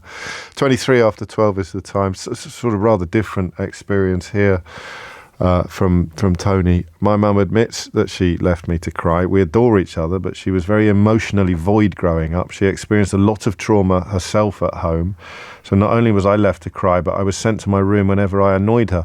This would now be classed as emotional abuse, but it wasn't called that then, and I know it has affected me. I'm an extremely anxious person. As an only child, I suffered in silence so much because my mum didn't connect with me. And this is you can't put your name on the bottom and then say anonymous, because I'd have to read it from the bottom up. But here we are, no names. Afternoon, James. The topic hit home. This topic hit home. Had a great upbringing. I was privately educated. I never wanted for anything. My parents, however, in particularly my mother, are just not affectionate in the slightest. It's still deeply awkward simply to hug, and I'm 30 now. It's taken a lot of work to stop it completely destroying our relationship in adulthood, because sometimes a lad just needs a hug. And that ties in beautifully with Samantha's story, doesn't it? Especially when her daughter came along. Mark's in Yarm in North Yorkshire. Mark, what would you like to say? Hi. It's the first time I've called. I'm a little bit nervous. Hey, take your time. Absolutely take your time. So basically, I'm 58 years old. And my mum is nearly 87. Yeah. And neither parents ever showed me any love or affection, and she still finds it hard for me to give her a hug. Oh. But I sort of don't want them off her anymore, but I long for a relationship, a loving relationship with a parent. My father never, ever cuddled me, and I know this isn't part of your... Hey, you say what you want. You say what you want. He was not a nice man, but okay. I still long for that child-parent relationship, and I'm 58 years old, so it has affected me severely, and I suffer from really bad anxiety, and I feel very alone, even though I've got 6 kids. But those kids are aged from between 5 and 30. Right. And I give them all love and affection. So you've broken the cycle. Yeah, I've gone exact opposite to Have you spoken to your mum about how you feel ever? Have you tried to break it down with her, or is it just too far? I have, yeah. And she said she's not a tactile person, right. And she said she never got cuddles, she never got anything when she was younger. Yeah. She doesn't understand why it affects me the way it does. She does love me. She tells me she loves me. Yes. She just can't show it. And That's she tough. doesn't understand how it's affected me the way it has. But she also brought me up to say, men don't cry, boys don't cry. Yeah. And that's totally wrong. I cry a lot. Good. And I'm not embarrassed to say that, because you do need to cry. The alternative, it's like a pressure cooker, isn't it, Mark? Yeah, if you don't let it out, you'll blow up. I did. I bottled it up for till I was 28. And really? At 28, I had a nervous breakdown. Oh. And ever since then, I don't bottle it up anymore. I just let people know, And you're a lot healthier as a consequence of it. Possibly. I mean, I do suffer a lot with nerves and anxieties, but God knows what I would have been like if I hadn't let it out. And you can show love to your children as a consequence of making those discoveries. And then, you know what the best thing is? When you show the love to your children, you get it back. You get it back in spade, like boatloads. There's a little bit in the middle where you don't necessarily, isn't there, with some of them, between about 14 and 18 or something like that. Yeah. My 5-year-old, he just follows me around like he's my shadow. Unfortunately, my wife died last year. Oh, man. She was only 42, and since she died, he literally is my shadow. But I give him all the love and affection that his mum and me would have given him. Oh, bless you. Well, that's it. I just wanted to make the point, like, how it doesn't matter, like, how old you are, you never get over it. I'm 58. I know. That oddly, the maddest thing about therapy is a certain type of therapy always brings it back to the child you used to be, and it teaches the adult to actively look after the child they used to be, which sounds bonkers, doesn't it? Until I hear voices like yours describing what you're describing. Really is a sense of loss for little you, isn't it? A sense of which is still part of who you are. Still part. Yeah. But think what your lad's going to be like with all that. And I know losing his mum is just unthinkable. But he's at least he's going to know that crying is okay. He's going to be able to deal with his feelings. He's going to be able to love his dad and hug his dad back. So breaking that cycle might be one of the best things you've ever done. It definitely is, but it doesn't. So what I long for, I'll never get. But so I'm sort of stuck in that part of my childhood. But I'd never want them to feel like that. No, but you can, and I'm not qualified to do this. But there's one thing that's slightly different: is that 58-year-old Mark can tell 5-year-old Mark that he's safe now and he is loved. He's loved he's loved by you. Yeah. You can look after. You can almost put your arm around yourself, almost, can't you? Yeah, I'm my 10-year-old little girl, my 13-year-old, like you say, my 15-year-old doesn't want to hug, but not now. My 13-year-old does. Unfortunately, he saw his mum die, so he's traumatised. So, well, do you know? Imagine if you were not capable of talking about this stuff, because he's going to need to talk to you about it at some point. They all are, and you're ready. You're up to it. That's fantastic, mate. Anyway, I thanks for taking my call, but I do have to go. I've got an appointment. I won't keep you any longer. I promise. Just in a word, you feeling all right? Yeah, I'm fine. Because for a lad with anxiety, that was not an easy thing to do, and you smashed it, Mark. You absolutely smashed it. Oof. Amelia Cox is here now with your headlines. James O'Brien on LBC. I'm going to warn you that Mark, a lot of love coming. Oh, he won't be able to hear it. He's gone for his appointment, hasn't he? Bless him.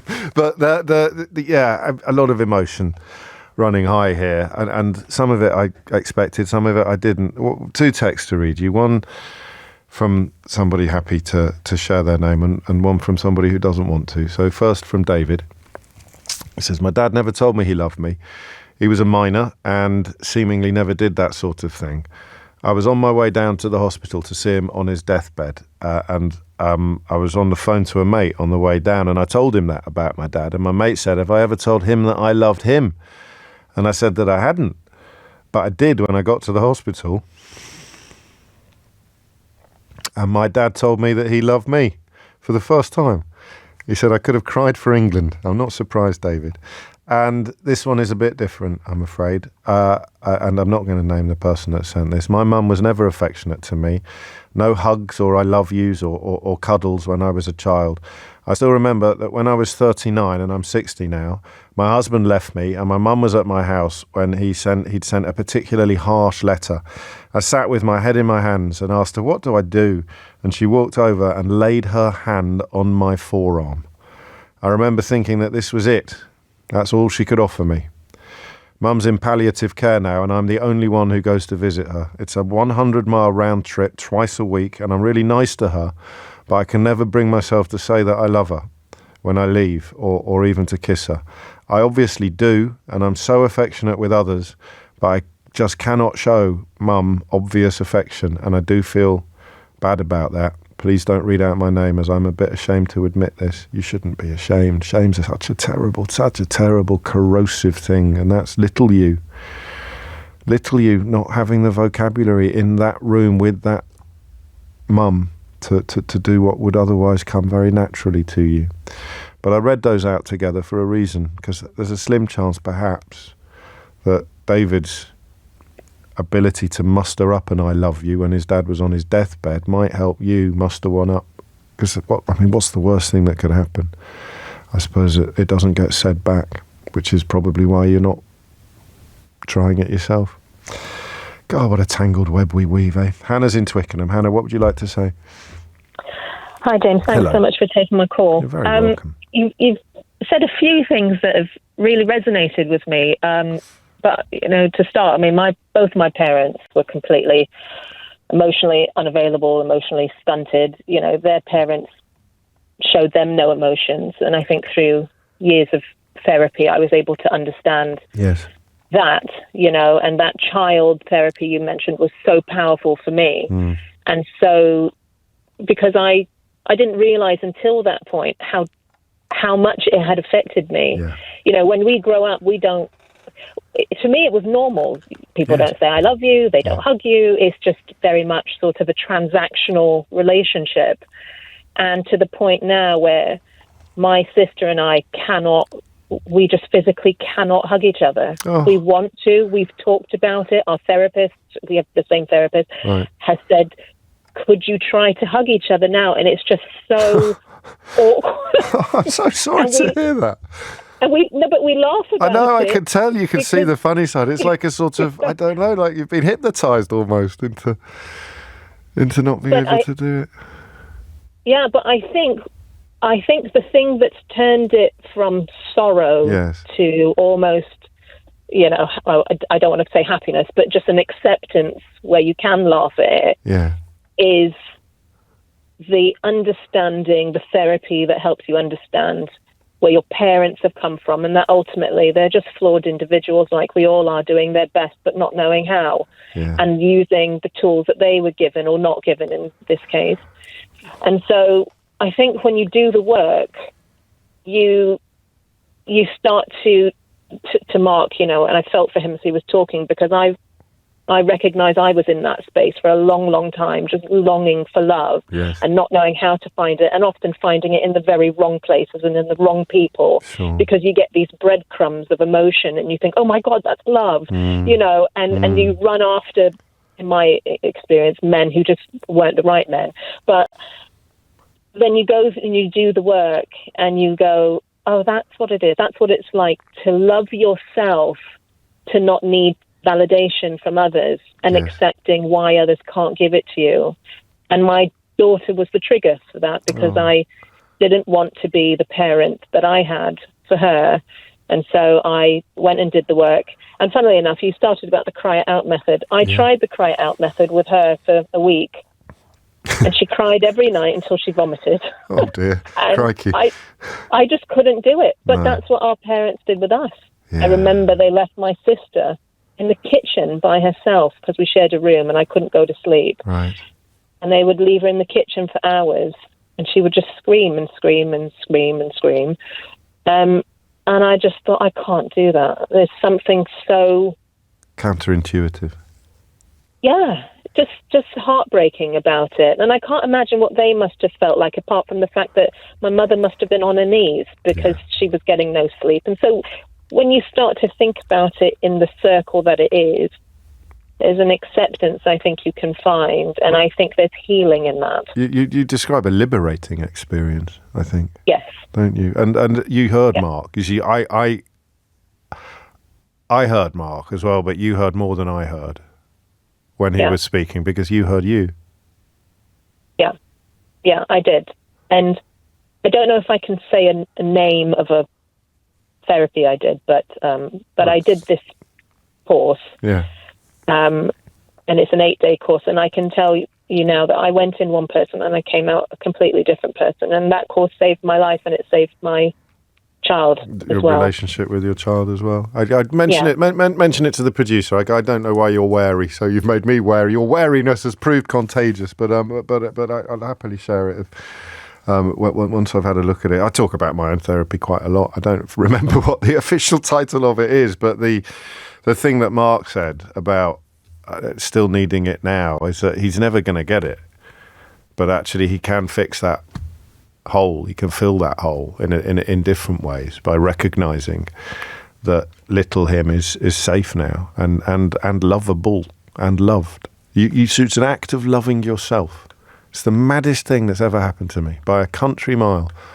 When a therapist said to me, "You will talk to that cushion over there." I've written about this in my second book, and you will talk to that cushion. And I had an idyllic childhood in many, many ways, but I had some very evil teachers, one of whom used to beat me quite violently and formally as well. And that had affected me in ways that I could never have imagined until I did, as Hannah just described it, until I did the work. And that was when I started looking after him. And from that moment onwards, as Hannah said, everything changed. Everything changes in little ways and big ways. Mark's in Leek in Staffordshire. Mark, what made you pick up the phone? Yeah. Hi, James. First time caller, long time listener. Well, you pick 'em. I know, yeah. Well, you have 2 Marks on now. Go on. Yeah. I mean, I was adopted at 3 months. Right. So obviously I don't particularly remember that. But my parents have been fantastic. Yeah. Absolutely fantastic. But even though you say so yourself. Well, yeah, come on. But there was no real physical affection. Right. And even now, my parents are both still alive. I'm 55. Parents are 88 and 87. There's still no, even now, there's still no hugs. So with my kids, I've got 4. My youngest, my eldest, again, it was a bit of a difficult situation. I moved away when he was young for work. But now I've got, we still talk, and we've got a good relationship, which is burgeoning. But my other 3 kids, 17, 14, and 11, I'm just all over them like a bad rash. My daughter hates it.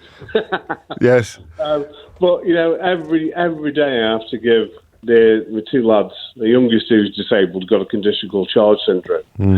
But they're just hugged at every given opportunity. Were you conscious of it? Were you conscious of the absence when you were little? Because you didn't. You knew you were loved. I don't think so. No, you don't. I don't. It's weird, isn't it? Yeah. It is. I'm sure I heard somebody earlier say that that little boy who needed a hug is now why we give hugs. Yes. And that's exactly where I'm at. I don't know, is it generational, or like you said, I'm not sure. But and my 3 youngest kids, they all know that they're loved, even though they push me away. But that's probably relevant as well, because you want to show them your love and your physical affection, but actually you're a beginner because you never had it the other way around. So you're a bit clumsy, and that's why they react in the way that they do. Yeah, very, very clumsy. Aren't we all? Well, that's lovely stuff. Thank you. 2 marks, both hitting the marks today. It's incredible responses coming in as well. Very, an awful lot of people. Crikey, I'll read this out without any names, I think. I insisted on the cry it out method because that's what all the experts were saying. Luckily, my partner doesn't listen to LBC. Well, let's hope so, eh? It's just gone 12:45 more on this. It's a subject we'll return to. Isn't it amazing that after 20 years together, we can still stumble across things that we've never talked about before? There's nothing new under the sun, of course, but talking about new things, never done that. And David's story about saying I love you for the very first time to his dad when his dad was on his deathbed, and his dad saying it back. Getting stories now about dads who didn't say it back, which is the risk, isn't it, that you take when you put it out there. Although, as Kathy says, I've forgiven him now, but it wasn't easy at the time. Henry Riley's had all the best jobs. He's been at there's been another Reform UK press conference or event this morning, and we've sent Henry there, and he'll tell you what happened after this. James O'Brien on LBC. It is 12:49. You're listening to James O'Brien on LBC. An awful lot of experiences out there pertinent to what we are discussing today. Hopefully we'll be able to squeeze in a couple more. But the political pantechnicon continues to roll. Henry Riley gets all the plum jobs. He's been at a Reform UK event this morning. Is Lee Anderson still on board, or has he gone for his 4th party in 5 years yet? No, Lee Anderson's still on board. He was actually one of the main speakers at this event, James. Let joy be unconfined. Well, and exactly, and you'll hear more from Mr. Anderson in just a second. This was Reform UK trying to park their tanks on Labour's lawn. The event was entitled Labour's Betrayal of the Working Class. There were 2 main policies that were announced. So firstly, on the NHS, Richard Tice says, the party's leader, he wants to scrap the net zero emissions drive. He says that would cost around £30 billion a year. Scrap that, and that would lead to more money for the NHS, and then there would be zero waiting lists within 2 years. He said the Labour Party were too focused on the woke managerial middle class who are also eco-zealots. Say that again, sorry?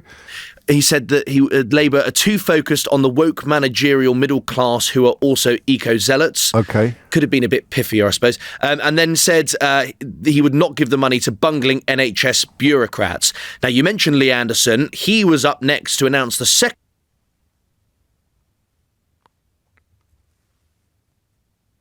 Has something gone wrong here? So Henry's frozen. He looks. Have I? Yeah, well, you did. I don't know. Did you freeze? No, I don't. Sorry, no. carry on. Sorry. Well, this was Lee Anderson's freeze. I thought you were just looking moody. I thought you stopped mid-sentence to give me a sort of stare.